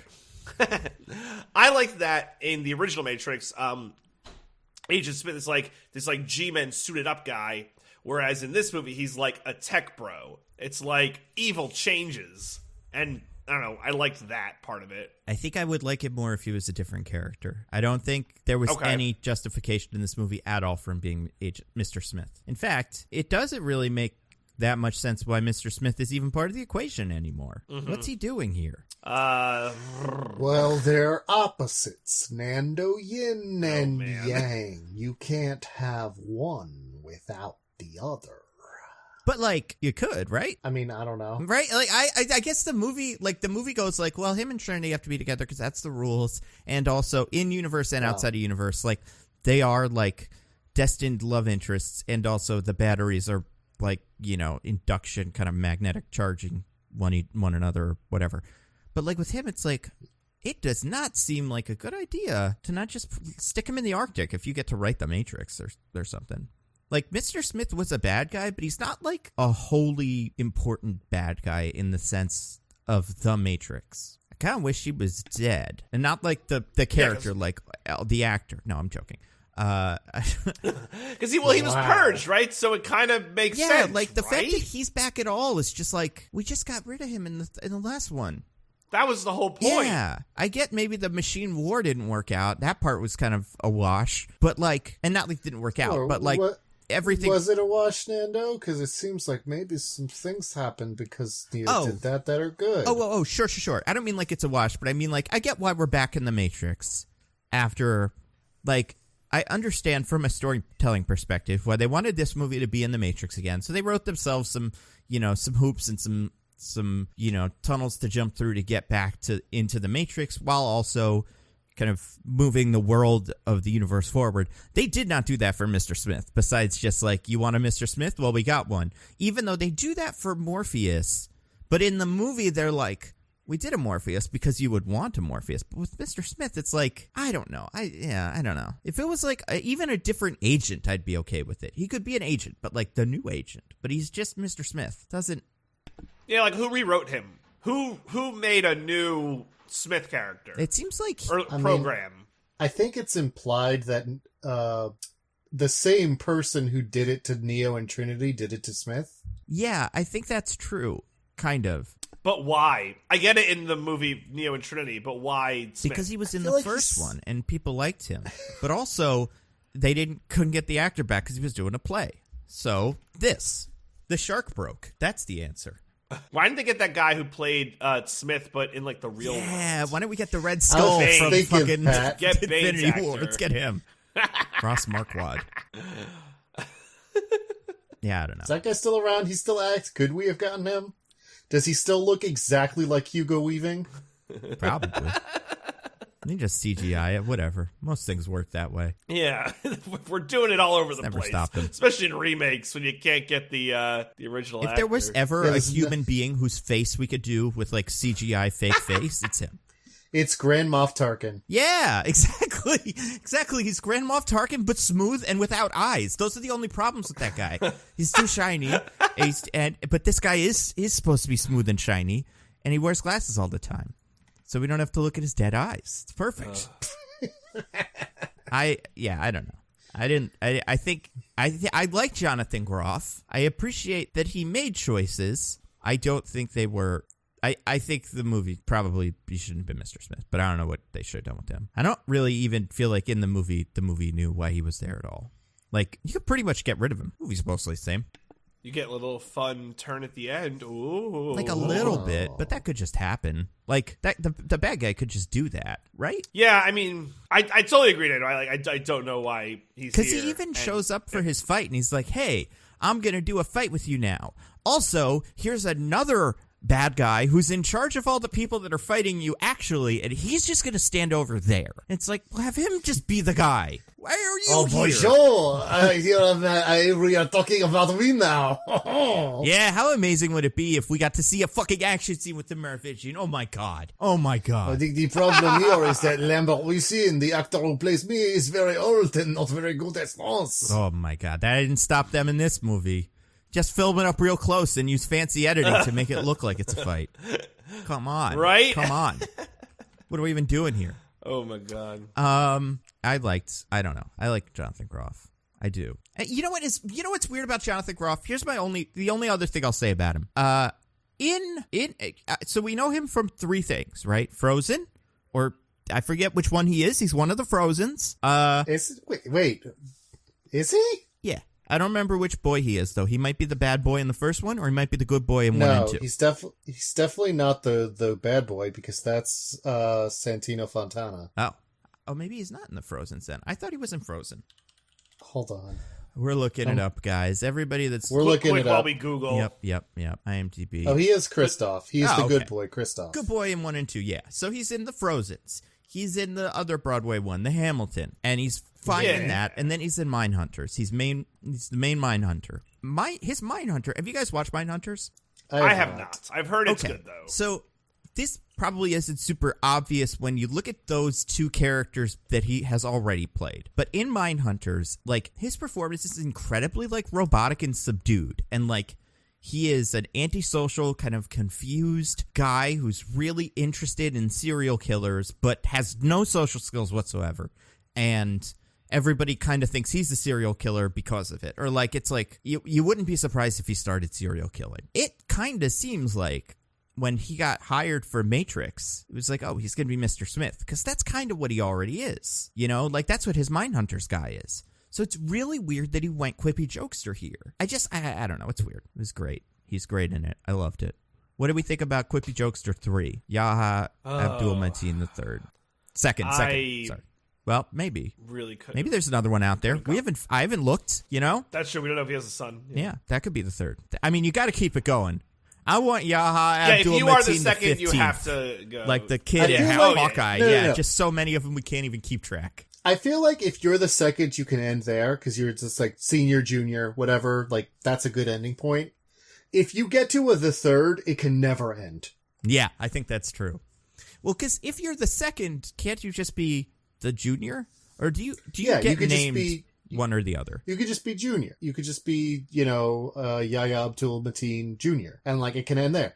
I know this intimately because my brother-in-law is the third. I think if you could, all right, let's say you're a 2. Would you go 2 or junior? 2. Sounds cooler. Junior's like, and by 2, I mean the second. Although you could do 2 as well. You could put 2s in your name where letters should go, like a Fast and Furious movie or something. You know, Matt 2 or something. That would be pretty good. But yeah, what about you, Diggins? 2 or junior? So here's a fun fact about me. I almost was a junior. Oh? My dad kind of wanted to do that, but my mom said no. You should thank your mom every day. Yeah. I do. I much prefer my name than if I would have been a junior. No shade on my dad's name. I just don't want to be a junior. Yeah. So I guess I would go with the second then, because I don't like junior. Yeah, I don't think junior works. I think Arnold Schwarzenegger ruined it with that movie where he has a baby. And, it just sounds silly to me. Right, because it was the perfect usage of the word junior, and so every use since then has been bad. That too, for sure. I love that movie. We're getting it. Were we supposed to get a Twins 3 this year with, Tracy Morgan? Were we really? Yeah, I think that was talked about, yeah. I remember that coming up. Yeah, what happened to that? Anyway, this movie, it's got all the guys. Including Morpheus. So let's talk about Morpheus. What's his deal? Or whatever. I don't want to call him Morpheus. He should be Mr. Morpheus, but we don't call him that because that sounds silly. But we could call him Mr. Morpheus if you want. Morpheus. Yeah, it's like calling him Mr. Manager. Mr. Morpheus. It sounds like he's like a little kid playing with the Morpheus set in the corner, and you're like, oh, you're like Mr. Morpheus. But anyway. You little Mr. Morpheus over here. So cute. But yeah, so what's his deal? So he was the Agent Smith from the modal at the start of the movie. Bugs, during that opening bit, breaks him out of the modal and brings him into the real world, even though he's only a program. Sort of, kind of. We'll get to it. So he has become the new he has taken on the identity of Morpheus because he was kind of programmed in by Neo as a sort of hybrid between Morpheus and Agent Smith. Although that part of it doesn't really go anywhere and he's just Morpheus. Yeah. It doesn't make any sense. I think it's just to explain why he doesn't look like Morpheus. In real life. Well, in real life. But I don't... Yeah. Yeah. But anyway, I was just gonna say I would buy if it was young Morpheus or something, or Morpheus Jr. But right? Yeah. maybe he was like, I will never be a junior in the movie. I'm already a junior out here, and I cannot take it. You make me Mr. Junior or Mr. Morpheus instead.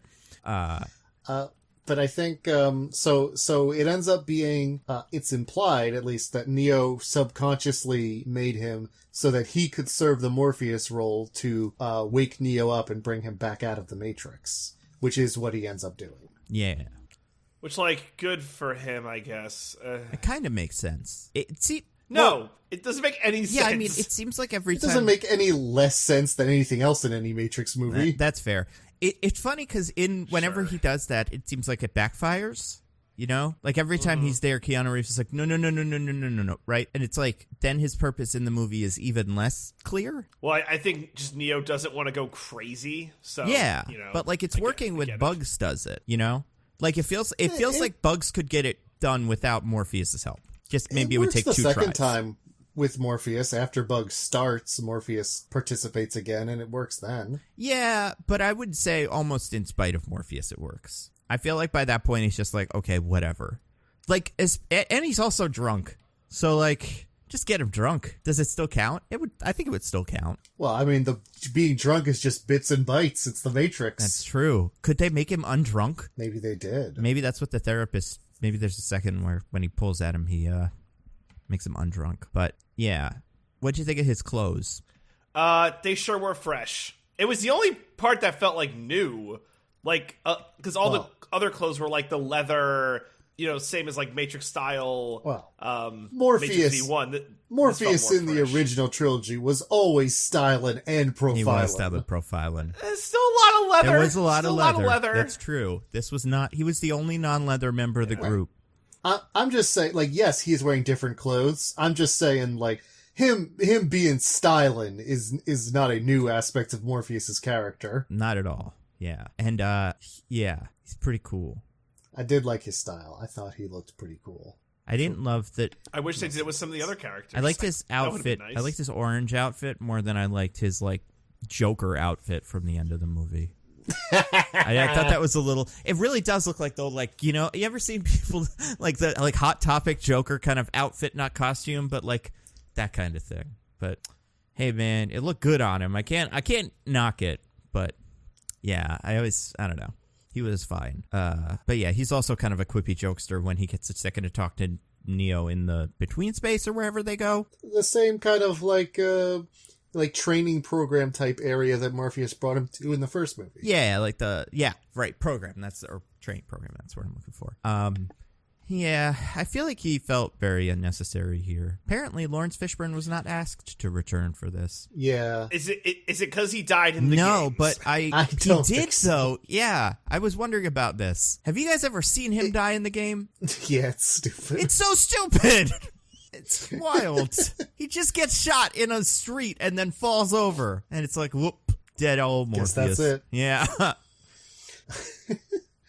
No, it feels like it's implied that he lived a while in the real world as like some kind of president or king Zion or whatever. King. Well, he's just the head of the council. He did not seize executive power, but yeah, as like a Zion leader. A friend of mine suggested that they really should have given Lawrence Fishburne the golden statue of Morpheus that's a prop in this movie as an apology for not asking him to do it. Oh, that would be funny. He was too busy with MacGruber, something that's better than this, so I don't blame him. And I guess Ant-Man or whatever, I don't know what he's up to these days. But I don't know where you'd slot him in here, besides just have Morpheus be another guy that works with him. But at that point, it's like, I don't care, whatever. But yeah, the Mr. Smithiness of it was very strange, because it wasn't a thing. But then later, he turned into a bunch of ball bearings, so that's fun. Nanobots. Fun nanobots. Yeah. What's the deal with that? We got to talk about that. Oh, man. So actually, one of the things I really did like about this movie was the attempt or whatever to flesh out what has happened in the 60 years since. You know, progressions in technology and how humans and machines kind of interact. Like, it's not so black and white. Some people want to be left in the Matrix, and some robots don't want to be part of, like, the weird, like, Matrix machine world society. And I liked some of those aspects. And yeah, whatever, nanobots were fine. I had no real problem with nanobots. So, I don't know. I don't know. What did you guys think? Yeah, I think it was interesting that there was a way for programs to like come into the real world and have an effect there, which I think is a natural evolution from the idea of like rogue programs from the third movie and how they realize that they have things in common with humans. I wish there was a little more elaborated on the movie or a bigger part of its theme. I liked the part where it's like what Neo changed is that it's not humans versus machines anymore. It's, the humans and machines that want to live together and the machines that don't, Yeah, and some of the machines are big old kites, and some of them are little robots that you wouldn't be surprised to find in the Transformers movies as like little robot friends. And that's fine. But nobody has big swinging wrecking ball balls, and nobody walkie-talkie someone else to say they're located beneath the enemy scrotum. Although, has the Merovingian ever done this? Has he gotten all ball-bearing and just, fucked his way through I have been underneath many enemy scrotums, if you understand what I mean. I would love to see it. That's the movie I want. Just a Merovingian going to town. On Do you think that they have perfected the, let's say, carnal interface on those nanomachine bodies? Because if they have, then the Merovingian has an entirely new world to conquer. Yeah, that would be great for the Merovingian, who we will get to.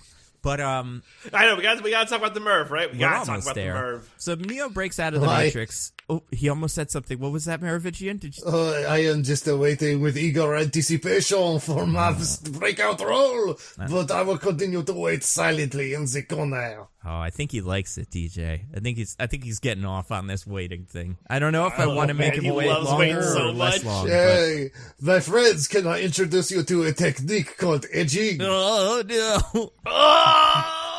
Merovingian. You're a monster. I want to talk real quick about so Neo leaves the Matrix, right? We haven't really talked about this, but the therapist is keeping him in the Matrix with blue pills or whatever. I hate that. It needs to go. Yeah. It really is crazy that they got away with that. Like, that's the whole movie. By the end, when the therapist, because in the beginning I'm like, oh, okay, it's just like the pills are, it's pills and that's how they keep you in the Matrix. Sure. But then it's like, but also the therapist is the main bad guy, and this whole thing was a ruse to keep Neo from accessing his true power. All of that evil therapy. Yeah, and I was going to say, weird follow-up, why is therapy evil in this fucking movie? Like, I don't love that part of it, that, like, therapy is bad. Yeah, I mean... So, like... I completely agree with you guys that the textual meaning of this is... Or, like... you can read this in some really not great ways. Yeah. Where, like you're saying, the movie is about a man realizing that his therapist is evil and trying to stop him from doing cool things. So he has to stop taking his medication and stop listening to his therapist and jump off of buildings. Yeah, get drunk, jump off buildings, It'll be okay. The world isn't real. Kill everybody you want. They don't count. Yeah. That's always been the plot of The Matrix, though, so what are we going to do? Yeah, that's not awesome. However, I will say, I think that this movie, better than any of the others, really sold me on the idea of doubting your own reality. Like, the first one is, like, weird stuff happens, and he's like, what's going on? But it's not like a systemic thing for him. It's just like a bunch of weird things have happened to him very recently, and then he finds out the world's not real. This one... I really felt like Neo is a person who feels like he has severe mental trauma and, does not have a good grip on reality. And I don't know, maybe because I'm, to maybe get a little too real for a second, maybe because I'm a person who sometimes worries about this sort of thing for himself. Just like, I don't know. I really felt like they did such a great job of capturing that worry of like, how good is your grip on reality? What is real? What isn't? How do you even, and which was especially impressive considering we knew already, because this is the fourth Matrix movie, what is real and what isn't. I really liked how good they were at conveying that idea. Even though, yes, the subtext of it is kind of whack when you think about it. Yeah, I just wish it wasn't therapy. I wish it was like the whole world is against him, and the therapy is like part of it, but the bad guy is in charge of the company or something like that, or yeah, like why wasn't it the CEO of Warner Brothers? I don't know. Like just make it because that they're person. Cowards. That's why. I don't know. I mean, I've heard readings, and that's the thing. It is a text versus subtext kind of thing. Because in the text, yeah, I think it sucks. In the subtext, people have said it's part of a like. I don't know, because I don't think this is necessarily... I haven't heard this being made explicit, but I've heard people theorize, I think, that it's like, maybe that's what Lana Wachowski dealt with, what they were transitioning and whatever. Maybe. I don't know. But the movie, movie's just about an evil therapist who wants to turn all the people into batteries. But heroically, he dumps all his pills down the sink, and everything is good. That's cool. Yeah, I mean, it's tough if... someone goes through an experience where it's like, oh, I was being trapped to do this like societal thing by, certain people. I think, we've come a long way as a society. And it's interesting because I feel like, I don't know, this is anecdotal for me, but I feel like therapy is like one of those things in general that it's just more kind of casual to talk about, where it used to be like, oh my God, Uncle Steve's like in therapy. Like, oh man, do we have to put all like the knives away? Like, do we gotta like keep an eye on him? Or now it's like, oh, Uncle Steve's going to therapy. Like, oh, that's cool. Yeah, I feel like that's just cool. That as a plot device does seem like a plot device from 20 years ago. Like, it almost feels like this should be in the first Matrix movie. Like the idea that like the therapist is using the drugs to control you. But yeah, and I don't know. I wish there was a little bit more of like subtlety when it comes to the judgment generally, with like therapy isn't bad, you're bad, or something. But whatever, I don't know. These movies are never subtle, and the text of them is always terrible, but the subtext is interesting. But the text is like, kill everyone you don't like with a gun. They're all bad. I actually... Even the security guards that are real people. They're bad. That's a message does not need any help disseminating in America. That's true. You know what, guys? I think that Space Jam also did a better message of making a realistic villain than The Matrix Resurrections did. Another way where Space Jam just keeps excelling over Space Jam 2 excels over The Matrix Resurrections. You can't trigger me anymore. It's just the villain made more sense to me. I don't know what to I've just accepted that you're either razzing me or very wrong, and either outcome is fine. I think LeBron James is a better actor than Keanu Reeves too. I don't know if we've talked about that. Agreed. But yeah, definitely better. Well, yeah, Keanu Reeves too is only a baby. Oh no, he's calling himself too, not Keanu Jr. Keanu the second. I think this movie is weird. Where else were we? Oh, right. Okay, so now we can kind of talk about the Merovingian. He's in this movie, you guys. Yeah! Oh, is it Madame Duchamp? Finally! It just might be. Merovingian. I couldn't figure out when I saw this movie where you were going to pop up, but I knew you were going to pop up. And yes, I was also eagerly awaiting my place during this film. So I have to ask. You could say it was inevitable. It was inevitable. Inevitable. It is the inevitable consequence of deciding to make a new Matrix movie. Of course, there will be a Merovingian in it, for the Merovingian is everybody's favorite character. He honestly is my favorite for sure. I mean, where's Persephone, first of all? That's the question on everybody's mind. After the third Matrix movie, you see, she, when the Matrix was rebooted, they put better divorce laws into the Matrix, and so she was able to take me for everything that I had. Oh. She is off in her penthouse apartment now, feeding all the orgasm cakes to all the hot studs that she wants, where I have to be here in my disgusting furs and my bad teeth, as just a poor man.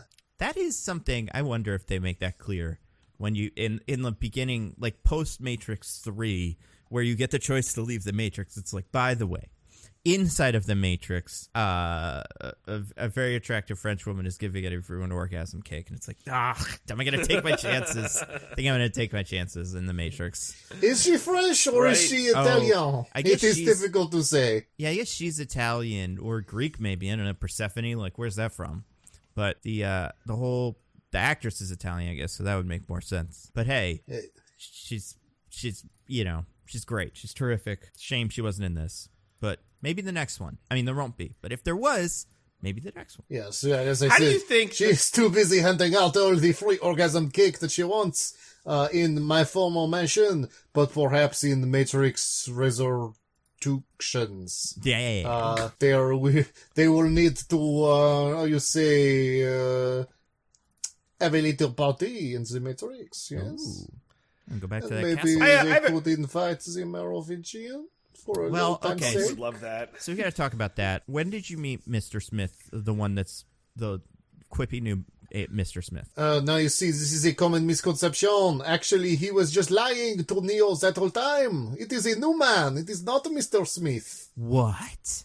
Incredible. Yes, Wow. yes, he told me. He came to me, you see, after Neo left the Matrix, and he said, I would like to play a hilarious prank on our old friend, Tommy movie's good Sanderson. Wow. He said, I would, you pretend that I am really the, man, this accent is getting away from me. Your wife. Oh, what are you talking about? It's just your accent. It Yes, shouldn't be getting yes. away from Well, you. you know, I am not really a Frenchman. I am a computer program. Oh, right. I just sound French because I love the French language. Yeah, the cursing. You love It's the the best cursing. to cursing. Yes, I love to say merde and other such things. Yeah. But, so that's great, Merovingian. That means the movie is good and not bad. Already, Yeah, you're making it better. Of course, it is a good movie. It is a movie with the Merovingian in it. Maybe Also, not I enough. must say, for a movie with the Merovingian in it, there is, too few orgasm kicks. Yes. Oh my God, so Oh. few. I have a question for you guys, and maybe Merv, you could help help me figure this out. So, how does the meeting go with like people when it's the meeting to decide whether or not you stay in the Matrix or are freed? Like, do they tell you and then wipe your mind? question. How does that go? Because I would like to know that I don't get steak in the regular world, and there's no possibility of orgasm cake. So I would choose to stay. Use me as a battery. It's totally cool. It's totally cool. It is actually, they handled it very abruptly. It is just that, the colonel from KFC, or whoever he was in those other movies, he appeared magically before every person in the Matrix and said, the world is fake. Would you like to be in the real one instead? And they just Wow. had to decide then and there. That was the whole process. Oh, Ooh, must have been that's must have been tough. such a pain getting out of your pods. It was a huge line. Everybody getting out of the pods at Yeah, the same right. time. Jeez. Yes, there was a lot of vomiting up all of the water and the pipes. And, Pulling the pipes, yeah. They only had so many of the little robots that choke you for a bit until they decide you are cool. Yeah. So everybody had to wait in line to get choked, which sounds like a Merovingian party, if you ask me. Ooh. Oh, So I don't want to really make you feel bad, Merovingian, but you're in rags and tatters. You dress like Jumanji. You're dressed like you just got out of Jumanji for the first time in 20 years. What happened? As I said, my beautiful wife, Persephone, Your wife? sued me. My wife, yes. She sued me for everything that I had in the divorce. She was able to, she busted my whole orgasm cake ring, which it turns out is very illegal. Oh, no. oh, what? Yes, so I was That's I a was revelation. thrown in jail, and she got to take my entire estate. I only got out 6 months ago, and unfortunately, I was not able to reclaim any of my property. However, many of my former minions were, well, let us just say that there are heights of debauchery that Mrs. Merovingian is not willing to do, that Mr. Merovingian is quite eager to perform, yes? Oh, is this a Oh. is this a DJ Khaled situation, Merovingian? No. Are you a king? Well, That DJ means you don't do certain things? Well, DJ Khaled is a coward. No, I am saying I am willing to do things. You are that perhaps, less twisted minds perhaps not so willing to do. Let's just say that I had a pretty good time in prison, all things considered. Oh. Okay. So then you get out of prison and you meet Mr. Smith, or the guy that is not Mr. Smith but appears to be. He's like, hey. It actually is the real Jonathan Groff. Oh, okay. Very yes, good. you see, there is a Matrix version of Jonathan Groff, and it is this man. I mean, that would make sense, and that would be great. Hold on. Could I go to a Matrix? Does this Matrix have Hamilton in it? This is actually, for the basis of this version of the Matrix, this is the alternate reality, where instead there is a long hip-hop musical about William Pitt the Young Heir.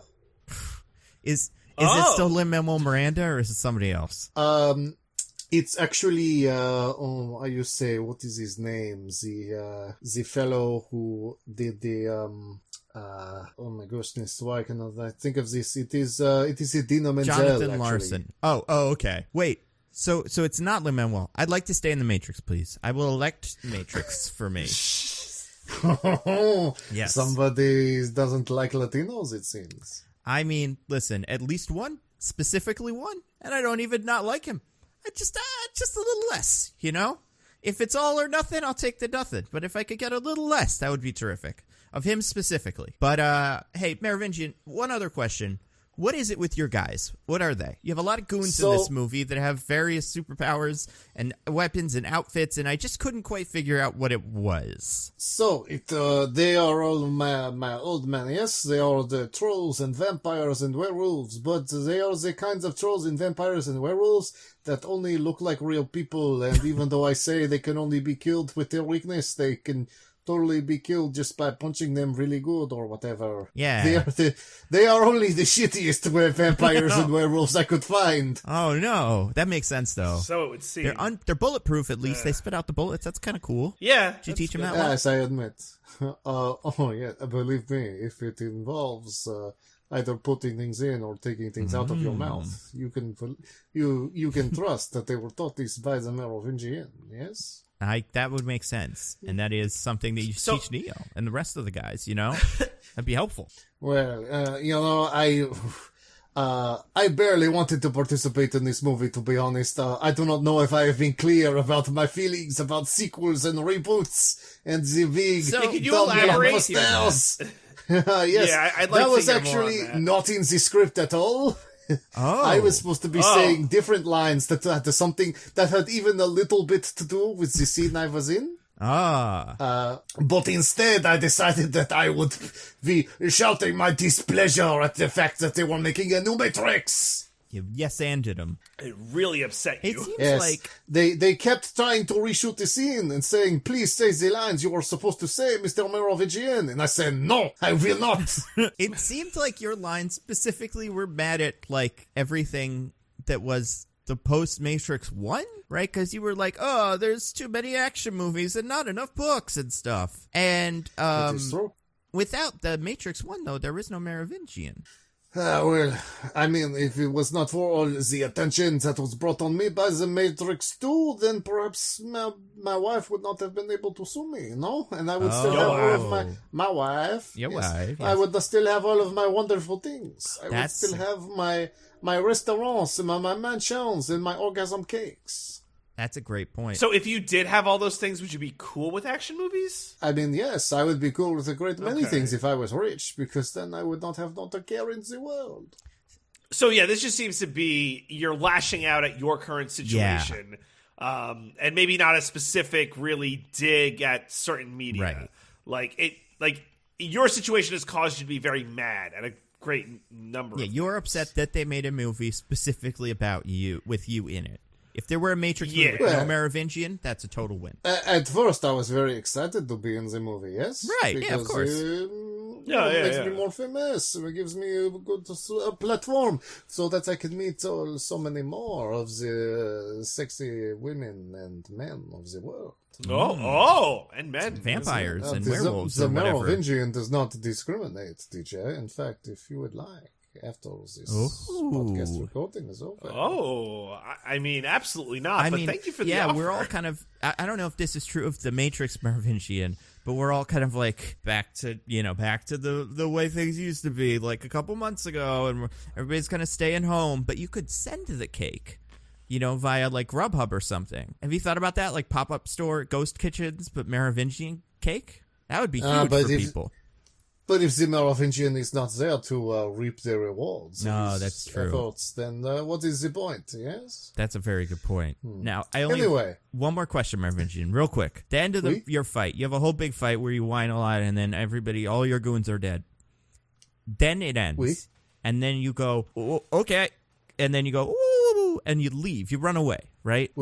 What's up with that? Well, I am not what you would call the fighter, no? Yeah, but why did they let you go? You just sent all your goons after him. Why were they just like, all right, get out of here, Merovingian, you little scamp? Yeah, sorry. Freaking Merv. Well, I would like to think it is because of my incredible charm, no? There is, you say, I would like the Merovingian to be around for the sequel. You say, when Merovingian is around, things are more fun. They are a little sexier, no? I believe that. I mean, right now, this podcast, far sexier than usual. Yeah, agreed. So I think that they see Merovingian is here, and they're like, well, he did try to kill us, but think of how much more boring our lives would be without a Merovingian around to throw the wild parties and to organize all of the orgies. There is barely an orgy that goes by in the Matrix that does not have the Merovingian does not have his fingers in, both literally and figuratively. If you understand my meaning. I don't. I think I might be jealous. Hold on. I have some diagrams I could show you. I could go into very explicit detail if you would like. Whoa, those diagrams are of DJ too. Where did you get those? Whoa! Did you doctor these? I've been alive for a very long time. I have, I've had a long time to hone my artistic skills. It's terrific. I'm flattered and offended. That is what I go for. Yeah, I'm sure that's perfect Merovingianing. Well, maybe the divorce won't be the worst court battle you've ever faced. Oh, Merv. No. That's his only weakness. You look out. Litigation, consequences via the law. You cannot violate my First Amendment rights. I have every right to draw freaky porn of whoever I want. This is a HIPAA violation, Merovingian. No. Oh, Merovingian. Well, it's been an honor to have you. As it is, it really ceremonially, has. can you scoot away just like in the movies, and then you'll be it makes back some noises next time? while you do it. Oh, very well, but only because it is because of the fun I am going to be having at DJ's house later. Oh, God! I can't wait to hear about it, but not I am be there. upset. If you don't want to participate, then that does not mean the Merovingian will not be there. No. Oh boy, this is It's terrible. a great point. Anyway, right. adieu, mon ami. Adieu. Adieu to you two. Oh boy. Wow, that was. I mean, this is the only reason this movie is okay, is because it gets more Merovingian into our lives. I am shook to my core. Hey guys, what's up? Oh, Diggins, you missed it. You did miss it. The Merovingian was just here. Yeah. Oh yeah, no, he has to use my mic. That's why I wasn't talking. He's an awful creepy man. I went and sat in the corner that he'd been sitting in. This whole podcast, I've been watching him edge himself. It's been really weird. Ew. Oh. Ew. Was the corner sticky or moist? Definitely moist. Ugh. Okay, so then the movie is almost over. Something like that. Well, okay, so we talked about the Merovingian fight. Let's talk about the bad guys' plan, because we've kind of gotten at it, but I feel like the next scene, we almost get it. Like, he pretty much says it, or at least we know what Neo wants to do, and it's find Trinity, and then the Merovingian, or after, and also, like, what's Mr. Smith's whole angle here? I can't remember. I don't know. He wants revenge on the analyst, Neil Patrick Harris. because Who's like our big bad. Because the analyst has been holding him prisoner too, alongside Neo, and he's very angry about that. So he's willing to put aside the beef with Neo for a little bit, or at least like just tell him to get out of the way and like not totally focus on killing him because he wants his revenge first. Right. And then is the next scene where Neo goes to the garage with the motorcycles and then like... Yes. Okay, so let's talk about that scene. 'Cause that scene's very important. Basically, the analyst tells all the stuff that he's doing, and he also has super mega bullet time. What is that? He like figured out Neo's power and like made like a better version of it, I guess. Like he's able to slow down time to a point where even Neo can't hack. But also Neo's not the one anymore. Like he's a one, but he's not the one. Yeah, like he's not super like ultimate unstoppable man. Yeah. He's like, he has a force field, a really dope force field, I guess. And he's like fast, but not like quite the same. He seems to... He's not like a god. He seems to, because he hasn't done it in 60 years, his connection to the source is rusty, I guess. Yeah. They don't explain it, so whatever. I don't have to care to think about it, I guess, because this movie doesn't explain a lot of things. I mean, I feel like there's the bit where he does force fields, and it's like, at one point it's to stop bullets. They're being shot at, and he does force fields and protects them from bullets, right? And in my mind, I was like, oh, that's like in the first one of these, where he makes the bullets all fall. But at that point, it's him being like, I am, in control of the Matrix in a way that I never was before, and I... but in this, it's like I have a superpower that's a bubble. There's something about like the way the evolution of that as an idea that I thought here was not as good. I mean, I agree. I will say, to be fair to this movie, I think that started in Matrix 2, where instead of him being able to control the Matrix, it was just he had superpowers. Mm-hmm. I agree. Yeah, it's fair. But at least he still did like hand-to-hand combat in like the other Matrix movies. Yeah, there is one fight scene. We've talked about the one real fight scene. Like we've talked about the time that it happens. We haven't really talked about Neo versus Smith, but it happens. I think Smith power bombs Neo into a bathroom wall at one point, and that's pretty cool. Yeah, at one point Smith takes the sink off of the wall, and I'm like, oh, like in Batman v Superman. And I'm like, that's not a good movie. Don't remind me of Batman v Superman. That's not good. Or like the first Matrix movie? That's what I read. Does it happen in the first Matrix movie? I think it's to Morpheus. Oh. Or no, he bashed his head into a sink. Yeah, that sounds right. Yeah, he bashes him through a sink. That's into it, yeah. So a little different. So the analyst, he's the bad guy, and he has super mega bullet time. What's his deal? What does he want? So he is the new architect, basically. He designed this new iteration of the Matrix. And he has realized that the flaw of the old matrices is that they tried to accommodate human behavior through kind of like facts and algorithms, but feelings don't care about your facts. Uh-huh. Yeah. Nobody says that in the movie. When he said it? I did, yeah. Yeah, me too. And then one of them was Ben Shapiro, and I'm like, oh, right, because he wants to stop that guy because facts don't care about feelings. It's wild. Yeah. Let's say hypothetically. Hypothetically. Okay. That that feelings don't care about facts. Okay? Let's grant that hypothetically. If that were the case, then why couldn't Neo just fly? If Neo could feel like he could fly, then he could just fly if feelings don't care about your facts. So, really, it's kind of like a whole... I can't keep this up. I don't listen to Ben DJ, Shapiro. I like you talking at 1.5 speed. We just got destroyed by facts and logic. By facts and logic. Yeah. I've never I've never willingly listened to Ben Shapiro speak for longer than 2 seconds, so I can only do his bit so far. I thought you talking at 1.5 speed was great. I've listened to him speak plenty of times in short bursts, so I know what like a minute of Ben Shapiro sounds like. But I remember listening to full Ben Shapiro, so my Ben Shapiro is also probably not amazing. But anyway, he's a smart guy and everyone likes him. Yep, that's it. The analyst is the new architect, so he solved the robot energy crisis because he's realized that the state of human beings that causes them to produce the most energy or something. Another shot and we went back to this. I love it. is if they are in a state of both wanting more than what they have, but being scared of losing what they have. And that's why he has set up this situation with Neo and Trinity, where they see each other in the simulate and they like have these passing moments like ships in the night. But, you know, she's married and he has his own isolated life as a game designer. So they never make that connection. They never quite get there, but there's always that longing there. And apparently this kind of simmering tension creates lots of energy for robots. When will we have our meet cute? It's a good movie. I like it.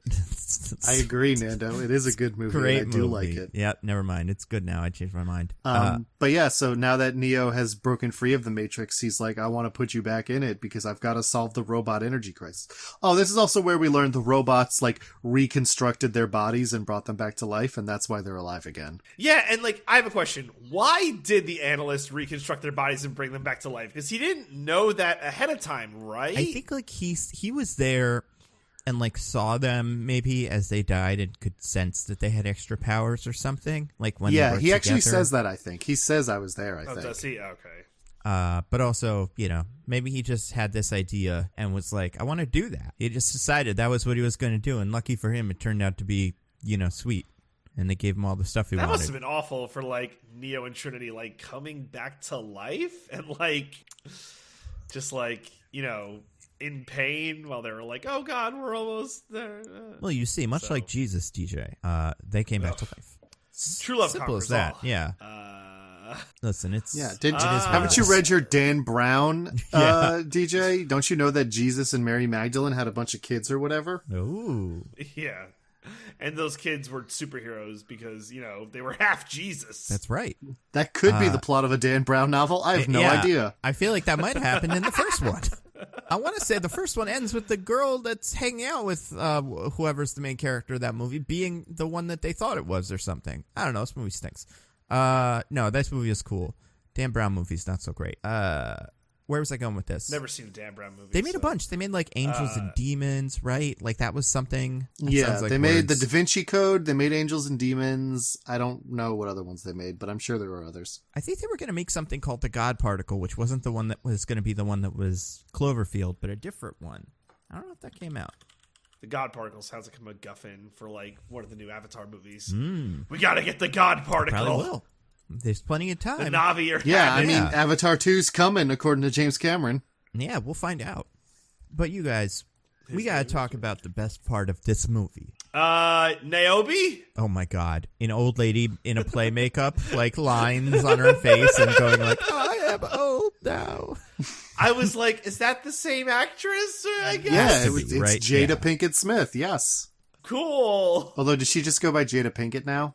I don't know. It's a good question. Quick, get the Mervision back. He probably knows. I feel like she's... That sounds like something he'd be I feel like on. if I don't know. I barely know who she is. She's Will Smith's wife. Right, and she's in these. Ex-wife. Is she in other stuff? She's definitely done other stuff. Let me... Right. I'm trying to this think, up like, for you. what other things do I know her from? I don't know any of them.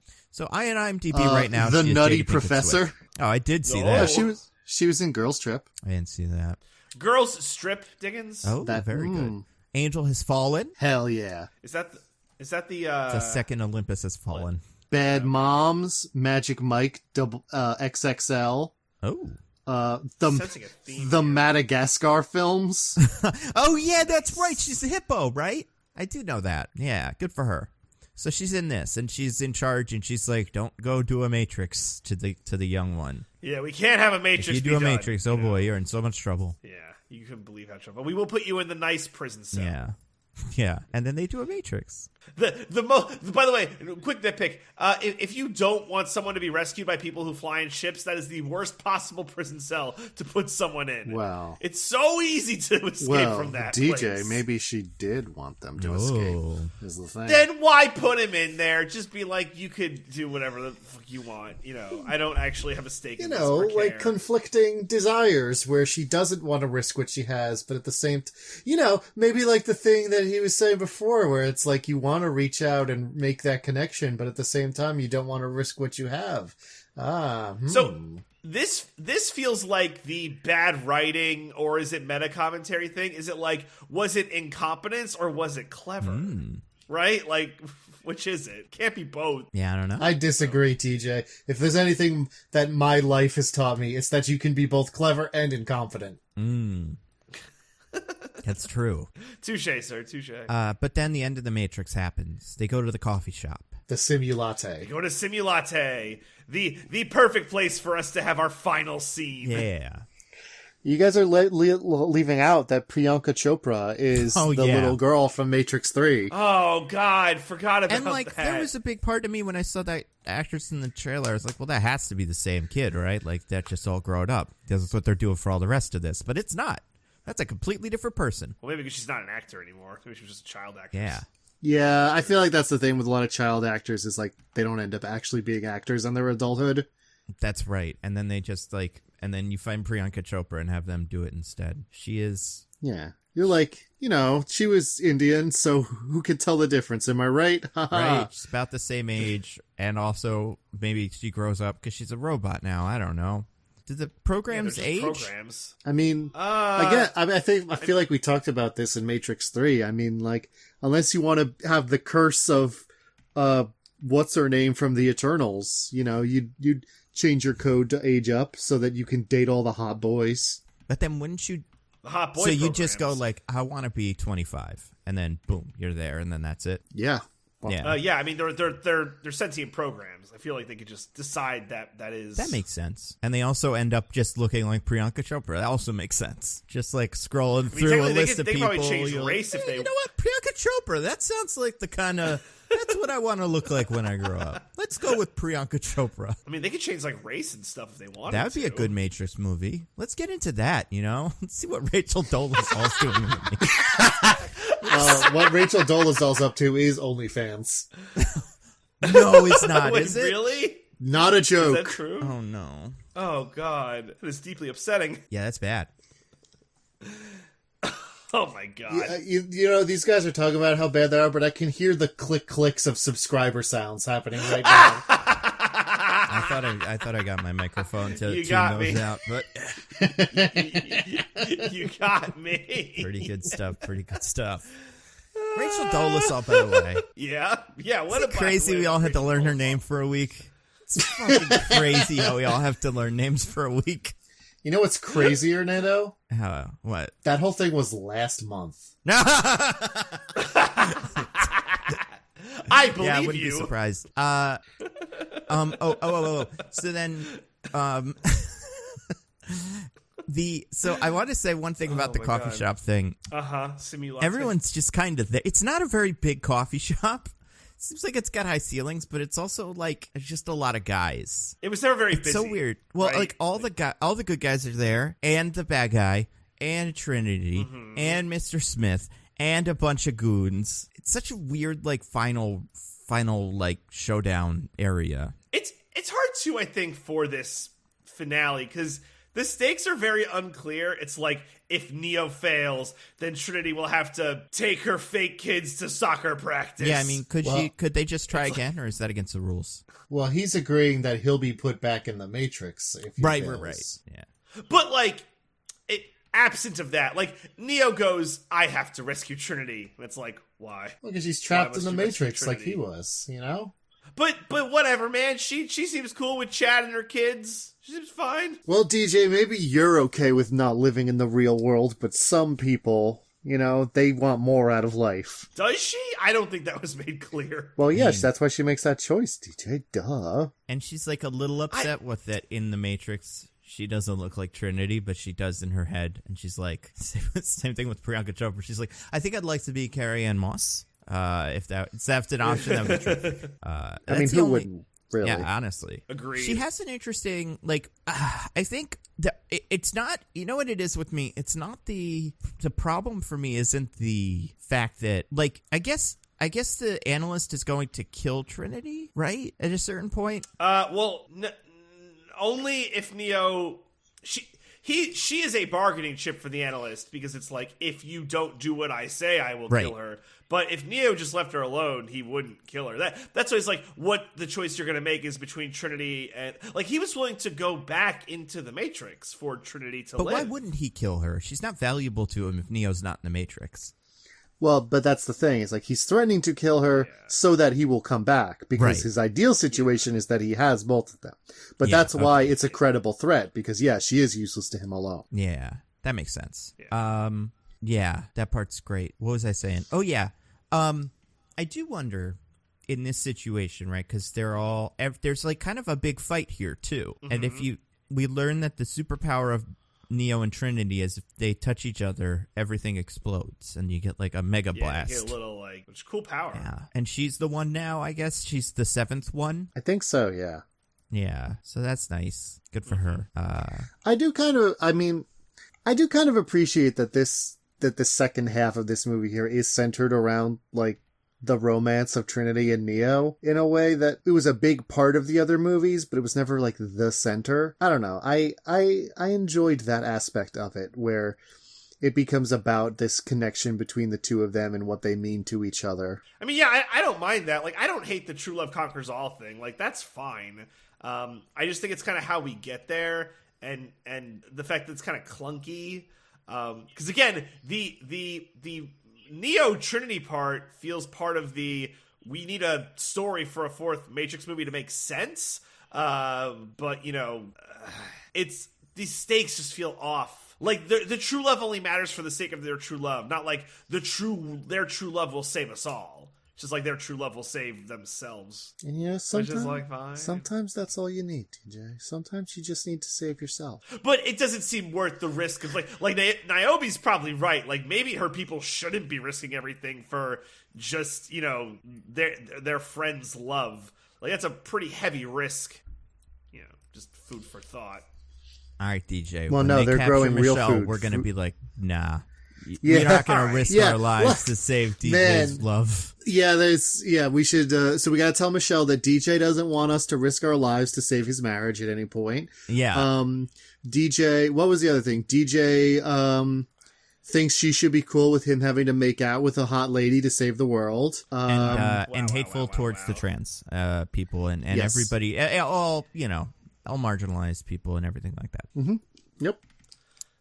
That is the text. No longer is it the subtext. That is what the podcast is about. Well, listen, you're lucky that your wife doesn't support you by listening to this podcast, or else she'd know all these things firsthand. Yeah. Get roasted. Now, okay. The ending of this movie is a big car chase, kind of. Because then Mr. Smith becomes the bad guy, but not really. He becomes like a proxy bad guy. That was super unclear. Smith should not have been in this movie. Like in the way that he was. Smith... At the ending, Smith is only helping them. Well, he saves them from when the analyst is gonna. The analyst loses his bet. Basically makes a bet with Neo that Neo can't convince Trinity to come with him of her own free will, which he loses. But then he's like, I'm not really gonna let you go though. And then Smith saves them from that. He shoots the analyst, and then Smith disappears for the rest of the movie. He's like, I didn't think I'd be helping you, but I hate that analyst. Anyway, good luck. And then he turns back into the hipster coffee barista. Right. Yep. Who makes swarm mode happen? The analyst. Yeah. He's the analyst. And he does that just because he's like, I gotta get him so bad. Yeah. This is my one card I can play is throw guys at them from building. I will say... 2 things. 1, in the movie, I know we talked about it, but with Neo and Trinity not in the Matrix, swarm mode does seem very wasteful. And 2, I hated watching it. Like, for me as a viewer visually, I hated it so much. If that was the point, mission accomplished, I guess. Yeah, I mean... I don't know. I like the initial visual of it, of people just falling from the sky and, head first landing on the pavement and bursting into code. So, that's kind of neat. Yeah, I think it just went too long for me and nothing happened. It turned into a zombie movie, and it was like, oh no, this is the least interesting thing. Yeah, you don't like this. Oh no. We know you... Yeah. We know you missed the Fad Matrix, but, we were all there. Yeah, we were done with this. And I think, to its credit, it's, and that's all I got. Just want to say that line. because it makes it seem like I'm giving it some credit, but I just didn't. I don't know. I mean, like, it's tough. It really is tough because, like, I just think in every instance in this movie, the action was worse than in the previous movies. And, like, it's not that I am, like, I don't think it's that I'm projecting what I want from a Matrix movie. I think it's that I'm projecting what a Matrix movie says a Matrix movie is. And it's not, I guess it's like, there's a difference for me between, like, she's doing different action scenes now, because that's not what a Matrix movie is, you know? It's not all about super choreographed action. It's about this new thing. And it's like, okay, but it's not as good. I really would prefer a no-fighting Matrix movie. Like, I just want them to chat. They're good chatters. I mean, not really in this one. But usually, are they good? Are they good chadders? Ooh, only one of them. Hey, to that point, Nando, I felt like they brought up themes in this movie that could have been conversations that are just never promised on. So I'm just going to rattle off some of the notes. We don't have to talk about them, but these are like half themes that were brought up in the Matrix. Okay. So remember when Morpheus like goes to like Neo and the crew at some point, it's like, well, you could do this or this, but that's not really a choice, is it? And it's like, oh wow, the idea of presenting a choice to a person, but it's not really a choice, it's the illusion of choice. That was the thing you guys like to talk about. Talk more about that. That was just kind of dropped there with, you know, no follow-up or anything like that. What else? You had when Niobe was like, listen, I gotta be pragmatic to save my people. I can't just, you know, willy-nilly, you know, have you go off and do adventures. Like, oh, that's cool. And then Bugs was like, you care more about your strawberries than about freeing minds. Like, oh, talk more about that. That seems like a struggle you guys are dealing with. You know, talk about those things. Speaking of Bugs, remember when Bugs had Carrie Ann Moss in her brain for a minute or two and she went, ah! Oh, yeah. That was interesting. That could have been a whole thing. That was cool. But hey.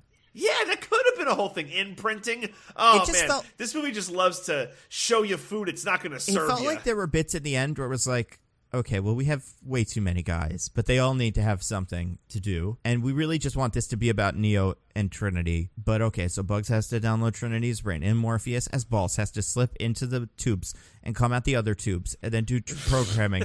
And then Priyanka Chopra, as the Kite, has to come in and do more programming. And it's just like fucking, oh my God. And that's the thing.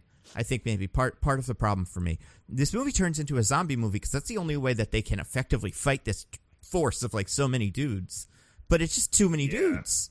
But if it was less dudes, zombies would maybe be scarier, and you would just go, well, we're probably gonna do something else with this movie. But this, it's like we have 10 main characters or 10 characters that are all running around for no reason, so just throw guys at them. I don't know. It's fine. What happens at the end? Well, our heroes are able to, you know, not succumb to the, you know, swarm mode. There's something with a train. Remember the train? Oh, they have portals now. We never talked about that, but they can just teleport. Oh, now. Yeah, that's interesting. Yeah. It sure made for some fun trailer sequences. Mm-hmm. Yeah. They go down a hole, and it's a door. They're sideways. Oh, that was cool. They did that once. Yeah. It sure was fun. So, Yeah. So then they're both on a roof or something, because that happened before in the movie. Yeah. But this time, and helicopters are trying to blow them up. Yeah. And then what happens? They jump off the roof. And both fall and turn into code. No, that's not what happens. Imagine, though. That'd be, like, weird and funny if it was just like, yeah, this won't work. Be a wild ending. I'd respect the shit out of that. If they were just like, characters kept telling him it wasn't going to work, and they just did it anyway. What is it with these people? Sometimes there are limitations to what you can and Danton can't and do. Highsmith over here, just aim for the bushes. Yes! You know? Yes! Oh my gosh. But yeah, so what happens then, though? Trinity can fly! Well, she's connected to a wire, but sure. I feel like this movie, I get that it was a practical stunt, which is cool, but it looked like a wire. I didn't care. It was fine. Like, they really did it a bunch of times, which is cool in real life. Like, but yeah, I don't know. I mean, we complained about the CGI last time, so they're like, all right, no CGI. So it's like, it's not just one or the other, you movie. You got to do a good job with the thing. But I don't know, it was okay. Yeah, I mean, it was fine. And then they go beat up Neil Patrick Harris, who's sexist now because he's bad. Isn't that fun? Yeah.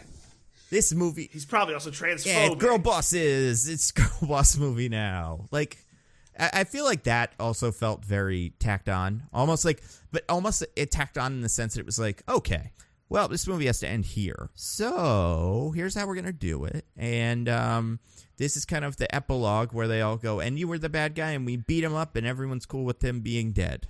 The end, but he's not dead. I guess he's just all beat up. He has a boss too, right? Does he have a boss? I think there's a point where he alludes to the fact that he's not completely in charge. There's a bigger bad? Yeah. Oh, what could that portend? That should be Warner Brothers if they're playing their cards right. He does imply something like that, yeah. But I don't remember what the exact wording is. I hope it's Warner Brothers. I also hope it's Warner Brothers. What if it's Algorithm or whatever the heck his name was? Oh, yeah. No, Nando, that name you gave him made too much sense. It was too good with the word algorithm. It had to be worse. Yeah, that's right. It was Algae Rhythm. That was so good. Oh, that movie rules. Yeah. I do think Space Jam 2 is just better at accidentally being about what this movie is about than this movie is at being intentionally what it's trying to be about. You can't I wouldn't go that far. You can't bait me. Beats. I think there are beats that Space Jam 2 does better, specifically with the making fun of Warner Brothers part and making fun of itself part, that it does better than this movie does. I'm not owned. Yeah. This is our etching, Diggins. This is how we etch. Oh, boy. Hello. I see you have baby. learned the ways of the Merovingians. So, are you willing to have me over then, DJ? Because I may or may not already be here. Ooh. Only if you're willing to watch Space Jam 2 with me. Oh, Those are my conditions. You are into torture porn, eh? I can be into that. Yeah. That autofellatio of a movie. He's gonna watch that. That movie, man. Oh, that movie. We watched that movie. Yeah. That was this year. Yeah. That was this year. Yikes. Okay. So you guys, what do you think? Yeah. Here's the only question I have. If they were to make another one, what do you think it would be? I mean, there's now a new energy crisis in the machine world. Let's talk about Yeah, that. we get to do the energy crisis Right? between 3 and 4 that we wanted to see, but they're going to do it this time. That'd be fun. Yeah. Well, because now it exists, right? Yeah. Alternatively, so like, I don't know, at the end, the analyst is like, fuck it, you be in charge. You see how hard this shit is. Paint the sky with rainbows. Do whatever you want. Like, I don't know, that might be cool. Like to see, Heavy is the head that wears the crown. Like, maybe that is that's a movie, That would right? be cool, I guess, to see them actually try to make the Matrix work. Yeah. Because at the end, Trinity and Neo were like, yeah, fuck it, we'll do it. Yeah. Rainbow sounds tight. And then the ungrateful Matrix people, which can, in this time, be an analog for us, the viewers, will be like, I wanted this Matrix. And then they can have to beat us up. I will volunteer to be one of the guys. Save us. Yeah. And Neo and Trinity will look down and whisper, yeah, okay. Oh, man. Yeah, okay. I don't know. That is an interesting way to do it, though. Like I'll have the cameo in Loki season 2 as the guy who poops his pants and then dies. Yeah. You guys can be the obnoxious civilians in Matrix 4 or Matrix 5 that complain about everything Neo and Trinity do. Yeah, that blue hair is too flashy. Everyone would see it coming from a mile away. After a certain point, everyone wearing glasses indoors makes you look like a good guy. Like, it's weird. It's weird. I still don't know. So can they let's say, see through their let's say programs? hypothetically that Matrix is a trans narrative. Okay, let's say that hypothetically. That then would be interesting, wouldn't it? literally, what the Matrix is telling you is to stop taking your medication and seeing your therapist, which is the opposite of how you become trans. So really, it's actually about detransitioning. When you think about it, it's actually about being freed from the trans narrative that has gripped the mainstream media. Right, because that is the real problem. The essential gender roles that exist in our society. And biologically speaking, of course. I mean, this is just basic biology. And, facts, they don't care about your feelings. So. That's true. Oh, Way man. to go, That Ben. felt bad saying all of that. I hated saying all of that. Oh, my God. Wait, Ben Shapiro, if you're here, where's your wife? Oh. The Merovingians' house? Oh, no. Oh, no. Your wife, come back. Her wop is going to be so wet. I have never seen someone more in need of my services. Oh, no. That P word's going to be so wet. That is bad stuff, Merovingian. To a poor old soul like Ben Shapiro. What a bully. Yeah, I don't know. Overall, I think this movie's okay. I don't really like it that much, but it's yeah. It's I fun. won Nando over, kind of. Nah. He did All not the win things over. I didn't This like movie's about it, I trash don't and like, but bad. it's fine. It's, whatever. I wish it were, I don't know, cool. It does. I wish it was Space Jam 2. Nando's I do right. too. Space Jam 2 is just It does better. really fuck up my year of martial arts prediction, though. Not to get too much into predictions, but there was It no martial arts does! in it. It was like 1 second of like genuine martial arts fighting, and then they just were done. Listen, so everybody was not kung fu fighting, is what you're saying. Not even close. There was. Listen, we can get into next week who was really the best at predicting things. I mean, easily the most dominant predictor on the podcast. Things like these, the titles like these, we can figure out next week. It's easy when you have easy We predictions. can figure that out next week. We can figure it out next week, okay, when we talk about the year in the review. But for now, we can... Okay, sure. Until sure. then, do you want to get to our classic segment, you guys?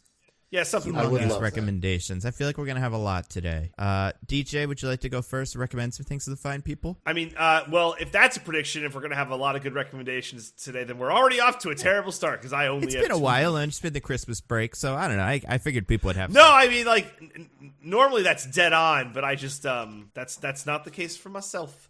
So what do I got? So I got a show that I'd like to recommend to the fine folks.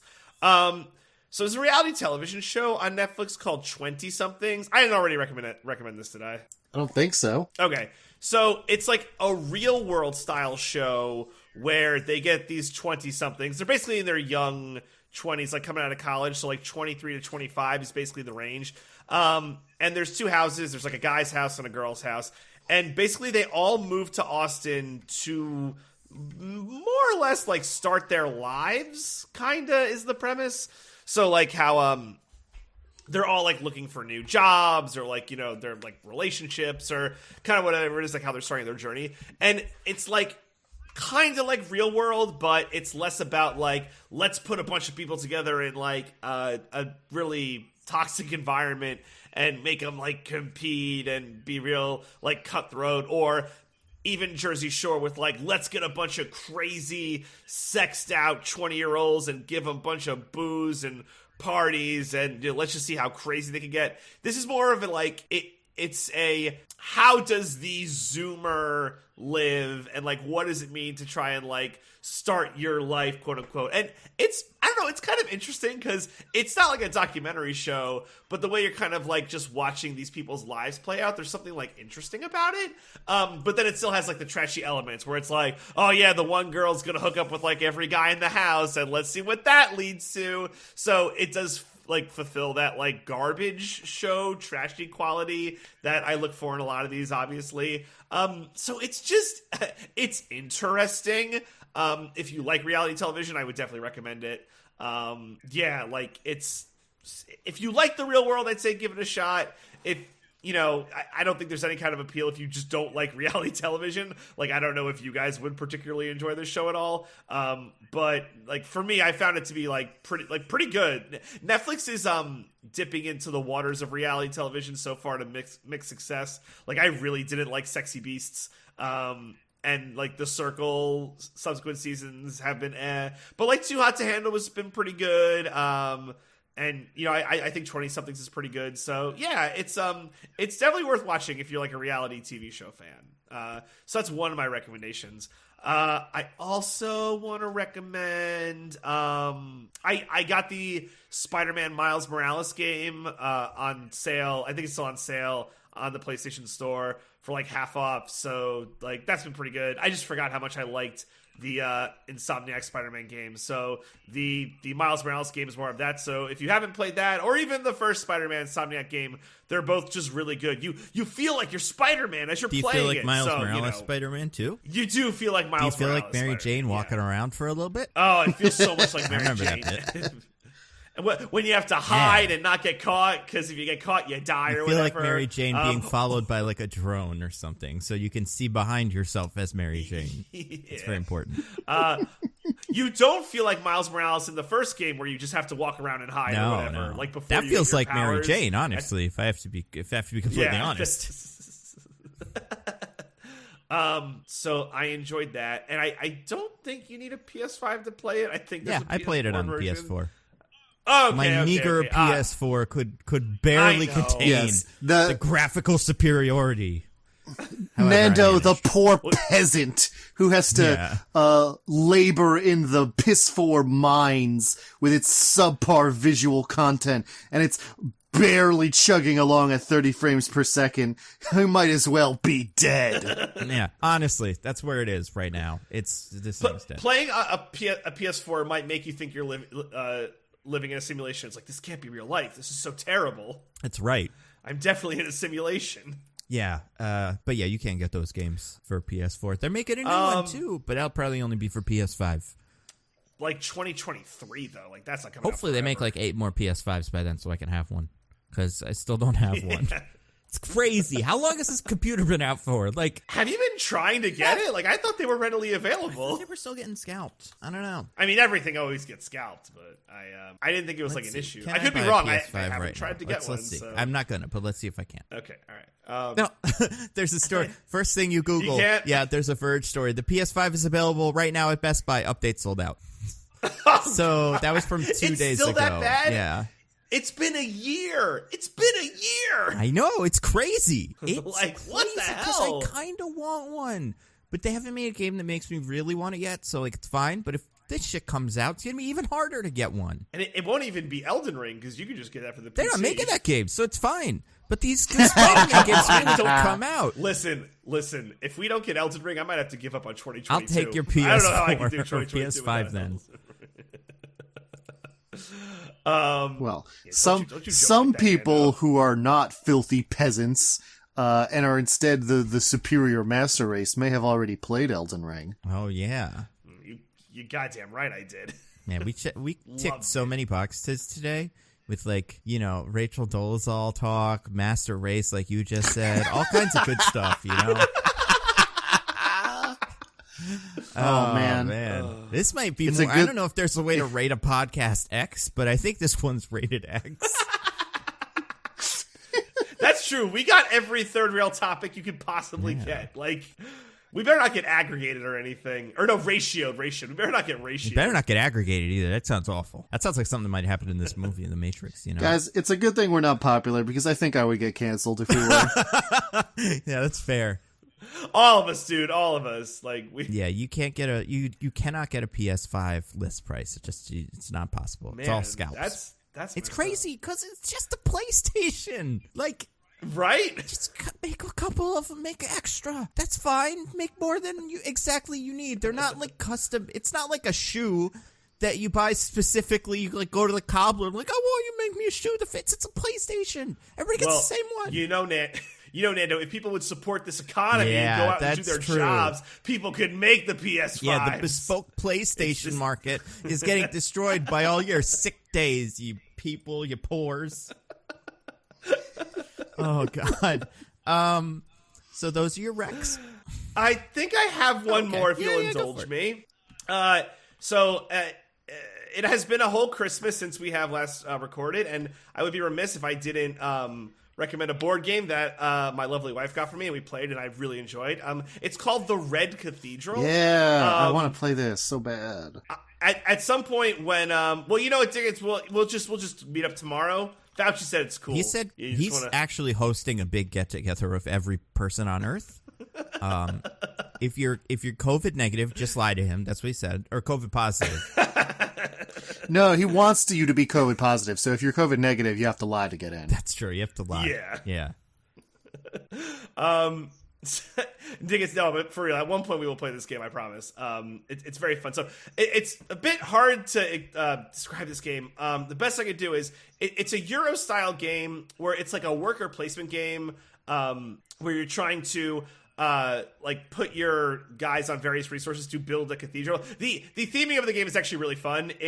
You are building a new cathedral for Ivan the Terrible, and if you don't build the best one, bad times will fall upon you. And so you're basically a bunch of architects trying to promise building parts of this cathedral. So the game consists of promising to build parts of the cathedral and then successfully building parts of those cathedral. But you could promise to build parts, and if you don't fulfill the promise, then you lose a lot of points. So it's this like fun balancing act where you're like, yeah, I'm going to do so much work. But then if you don't do those things, the people you're playing against. I mean, I've only done a 1v1 game, so it's pretty cutthroat. I'd be curious to see how it plays with more people. But it turns into a balancing act of having to say you're going to do things and then actually doing those things before your opponents do those things, so you don't lose all of the points and eventually win the game and build the best Red Cathedral for Ivan the Terrible. It's a very fun game.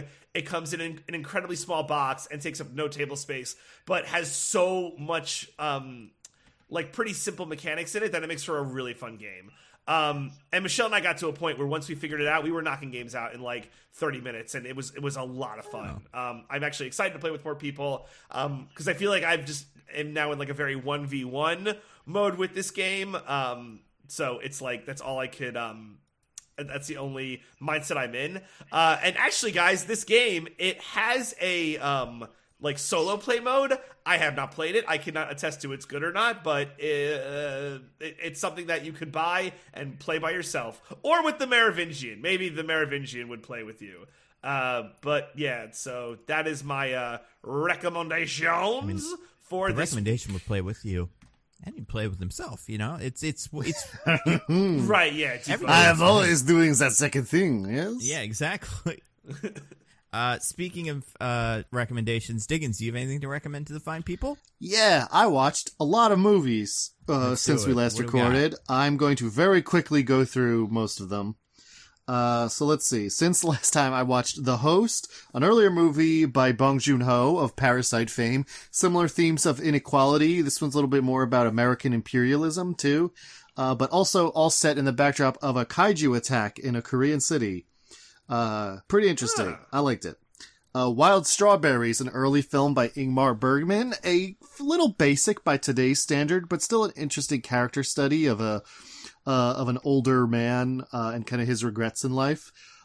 Cleo from 5 to 7 by Agnes Varda. I loved this one. This is just like a real-time hour-and-a-half slice of a singer's life in Paris in the 1960s while she's waiting on a cancer diagnosis. And it's both, this like great meditation on kind of, mortality, and, you know, thinking about the end of your life and like, what your life means, but also just this, really delightful snapshot of life in Paris in the 60s and, living and making your living in the arts. Really loved that one. Anna Karenina, the 1948 version. I mean, decent adaptation of a great book. If you haven't read Anna Karenina, it's a wonderful book. This is a pretty by-the-book, faithful adaptation of about half of that book. Not in terms of, like, the first half of the book, just there's kind of two major characters, and it's about both of them, and it really only has Anna's plotline in it and not Levin's. But otherwise a good adaptation. Investigation of a Citizen Above Suspicion. Loved this one too. An Italian satire from the 70s about a police chief who murders his mistress to prove that no matter how much evidence he leaves behind, no one will ever investigate him for it or like accuse him of it because it's just because he's a citizen above suspicion. A great satire of kind of the fascist undercurrents of Italian society post World War II. Prisoners of the Ghostland is a movie from this year starring Nicolas Cage, where he is... Hold on, let me pull up the description I sent to my friend precisely. 1 second. Here we go. Is a movie starring Nicolas Cage as a prisoner forced to rescue an evil governor's adopted granddaughter / sex slave from a post-apocalyptic wasteland while wearing a bomb suit that will kill him if he hurts her and blow up his nuts if he gets horny. Oh. What the fuck? You had me until that last part. Yeah. It's like Speed, kind of? Not exactly. It's... Honestly, I wish it was as crazy as that description makes it sound. It gets kind of bogged down in the midpoint. the beginning and the end are like really gonzo and I like, but the midpoint gets a little slow and not that great. But a decent enough time. If you enjoy some of Nicolas Cage's more lurid movies, like more lurid recent movies like Mandy or Color Out of Space, it's nowhere near as good as those, but it scratches a similar itch. A Man Escaped, a French movie from the 50s about the real life story of a French resistance fighter who escaped from an infamous Nazi prison. Very suspenseful, very tense, even though you know from the title that he succeeds. They do such a good job of just kind of like really filming all the sequences of his plan in such a way that like you feel the tension of it. The Last Duel, even though I'm a dang millennial on my phone. Yes. I tore myself away from my phone just long enough to watch The Last Duel. It's actually quite a good movie, honestly. It's about the last judicial duel in Western society in France in the late 1300s. About a man whose former friend raped his wife, and so that's what the trial is about. But it's really more about how our perspectives color the truth. And it draws comparisons to Rashomon, but it's not quite about Rashomon. It's not quite Rashomon, because Rashomon is about the inherent unknowability of truth, given how everything is filtered through our perspectives. The Last Duel is more about how our perspectives distort truth, if that makes sense. Anyway, okay. I enjoy it both in that level and as just kind of a straight historical drama where Ben Affleck plays an absolute dipshit of a count. That's fun. But is he doing a good job, or is it just like no? The character's supposed to be a dipshit, and he's killing it. Oh, okay. Nice. Then I watched Working Girls. It's a movie from the 80s by Lizzie Borden. It is a very realistic snapshot, like one day in the life of a bunch of prostitutes in their, I guess you'd say their brothel. You know, it's kind of a little more, it doesn't really conform to the expectations that word brings up, but it's a very realistic portrait of like being a sex worker, where it's not glamorizing it and like making it like cool and empowering, but it's also not vilifying it and being like, you know, down on the route people being abused constantly and how grungy and terrible it is. It's just like, it's a job. It's a job where you hang out with your coworkers. Sometimes you have bad clients and your manager sucks, you know? Okay. And I really enjoyed it. I think it's, it's kind of radical to have that position in a movie now, let alone in the 80s. But it's also just like a really nice, like quiet little movie, that's pretty funny even. The Big Boss, Bruce Lee's first major movie from Hong Kong. Bruce Lee punches a bunch of dudes, and he's really good at it. I mean, it's a Bruce Lee action movie. It's cool. He does great stunts. Lots of thin excuses for big fight scenes. If you're into kung fu movies at all, very fun. And then finally, Stray Dog, film noir by Akira Kurosawa. About a cop who loses his gun, and the investigation into getting it back and the crimes that get committed with his lost gun. Kind of a mood piece, really, about post-war Japan, and how post-World War II, that is, and how the younger generation dealt with it in different ways. I think as far as film noirs by Kurosawa goes, I prefer The Bad Sleep Well, but this is still a pretty good one. I mean, he's a fantastic filmmaker.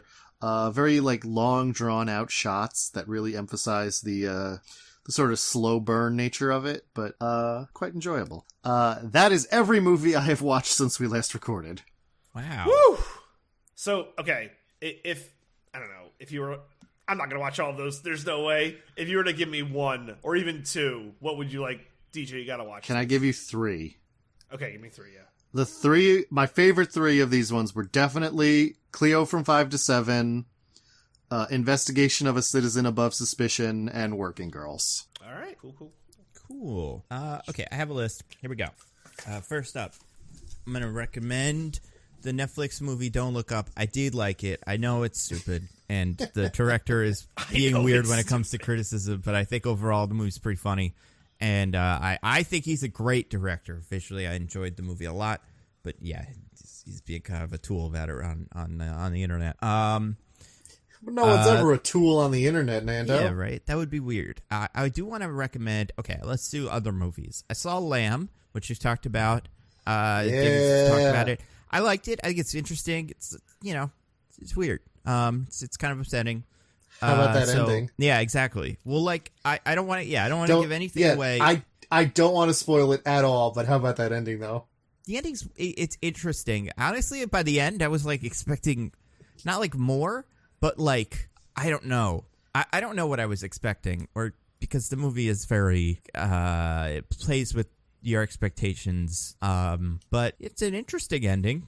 Looks great. Looks terrific. What does it do for the greater good? What does it do for the greater? I mean, it does a lot. I feel like also hard to sell properly. Like besides just general things that look good in this movie. It's Iceland. Iceland's pretty, It's an interesting looking place. There's big vistas and stuff. But so that movie is cool. Other movie I watched this week. I woke up in bed like 8:00 in the morning, like before I was planning to wake up, and I was like, ugh, I don't want to go back to sleep right now.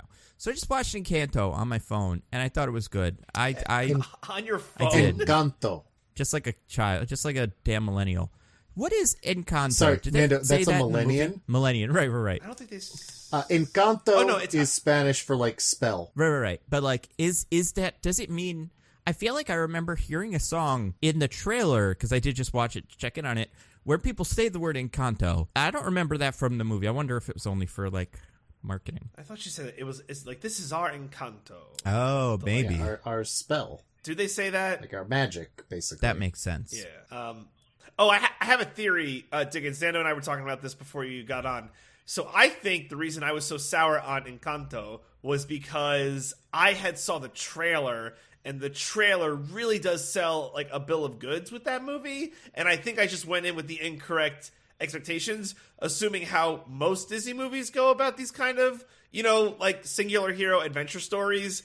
And what the movie is actually about. So I think that's the disconnect. It sold you a bill of goods, like that Tom Hardy would get to be a weird little freak to Tom Holland. Yeah, exactly. It's like if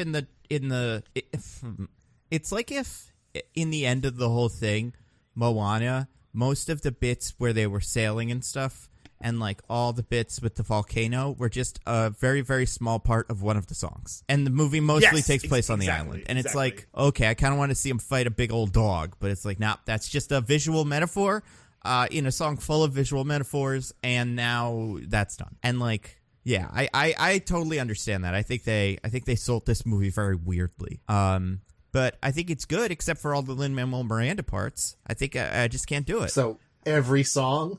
Well, the last minute of every song where the characters rap, it's like I don't think we need our Disney songs dumbed down necessarily, because like it's not like the old ones weren't clever, but they weren't like challenging you to even kind of understand what they're saying at the moment. And it's like I just want to be able to watch the movie once and be able to hear it all. But like this Lin-Manuel Miranda, like so clever you couldn't believe it. Rap speak, it's so much.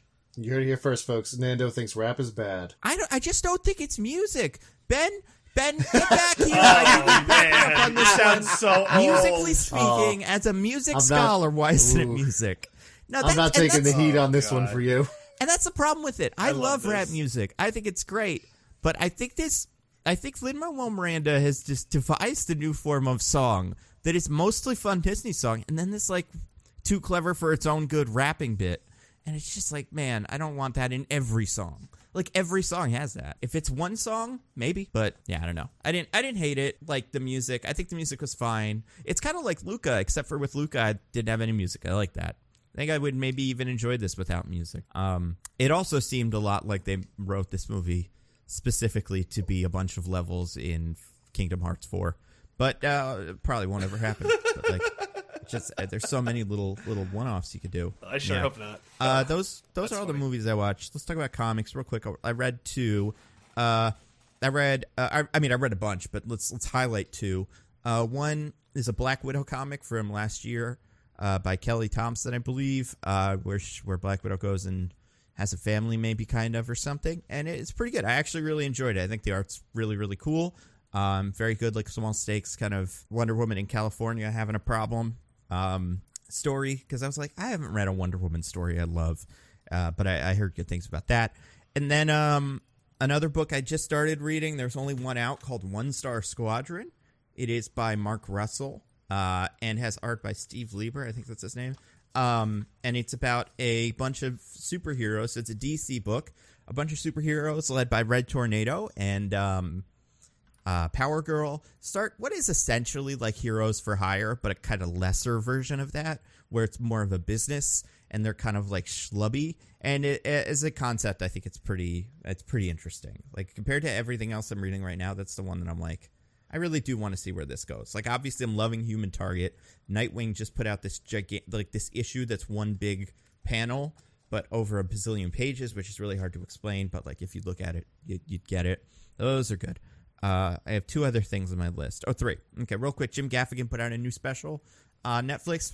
Real fun. Did you watch it? Yes, I loved it. It's the best post-pandemic special so far in terms of a comedian talking about the pandemic. And I'm like, yeah, I enjoyed this because I've had a hard time with that. Being like, oh, these are funny pandemic jokes, but his were good. I mean, it's not to say it's something that's come up a lot, but I have started seeing them now popping up. And yeah, that one was good. I did play a game called Loop Hero that is fun. I've played it enough now that I think it's a good game. I don't know too much about it in terms of like who made it, but you have to get it off like one of those stores, Epic Game Store or something. The bad one? Like I don't. The bad one. But it's basically like a roguelite, but it's interesting because you don't play it really. You just kind of manage it. Yeah, it's hard to explain. Last thing on my list here, I started watching a YouTuber. I think I've seen them before, but I didn't watch their video because I was like, this is a lot. But then I decided to like take a second and just actually watch it. So their name is CJ the X. Have you ever heard of them? Negative. Diggins? I don't think so. Nothing? Okay. So they're just this really crazy, hyperactive, like really, really wild, very long videos reviewing stuff. The one that I watched today, which I'm not even finished with, is called The Neurosis of Cat Valentine. And it's about Ariana Grande's character on the show Victorious and how that character is just like really weird. And also what that says about like how characters, people like actors perform and stuff like that. What I think I saw, maybe they got recommended because they just put out a video about Rick and Morty that's pretty good. But yeah, so CJ the X is the name of the channel. It's fun and it's very smart. But it is also a lot. So, you kind of got to be ready for that. But yeah, so that's all I got. I don't know. Those are a bunch of things. What are we doing next week? Those are a bunch of things. It's our year in review. Yeah, sponsored by Roger mostly. Oh, dude, we didn't, shout out to Roger, keep track of those things. And they look forward into 2022. Mm-hmm. We were going to do The King's Man, but it's bad, so. Yeah. And I don't want to go to a movie theater, despite what Fauci says I should do. Yeah, I mean, Fauci is literally like dragging me. He has a rope around me and he's trying to pull me out of my house because he just wants me to get out in the world so quickly for the economy. Are you sure that's not the Merovingian? Are they one in the same? Oh my God. Have I been rumbled? Oh, no. The economy will collapse. Is that right? That's what he said on that interview. And it was like that the economy is just the sexual economy. It's a different one than we all thought. Anyway, yeah, so we'll do that. That'll be fun. If anybody has, it would be cool. If anybody has any predictions or things that you're like, that's a thing from last year that I thought was interesting, or a thing from next year that I'm excited for, let us know. Obviously, more BS, but maybe other things too. I haven't. Or recommendations for categories. I haven't talked to my co-hosts about this at all, so maybe this ends up cut from the podcast. Send in your viewer questions and we'll answer them. Yeah, sure. That sounds fine. Oh my God, a mailbag? Oh, I love a good mailbag. I love it when podcasts do that when all the news breaks, Like, that's so great when it's like, okay, so what happened this week is crazy. Are we going to talk about it? Nope, they're doing a mailbag. No, mailbag. Anyway, yeah, that would be a good idea. So at Nitpicking Pod or any of our individual Twitters. Yeah, my DMs are open, so. Merovingian's blocked, though. I don't want him flooding your DMs. Anybody got anything to plug DJ? Same old Roses and Rejections. We actually just did our year in review podcast, which should be out by the time you listen to this. We basically recapped our favorite and least favorite shows, reality TV shows from 2021, and like our favorite moments and stuff like that. So yeah, give that a listen. It's a long one. But, yeah, so... Actually, it's short in comparison to these. Like, if you listen to these, those podcasts are nothing. So, yeah. Not long by these standards. Nice. And what other standard is there?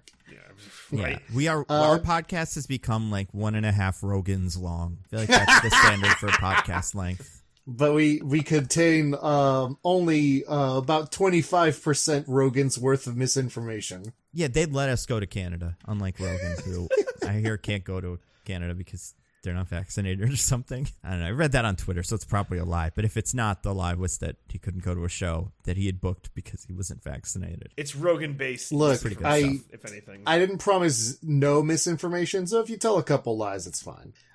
Anyway. Oh, yeah. I mean, how has DJ even made it this far, you know? There's weeks when he didn't watch the movie. That's a great question.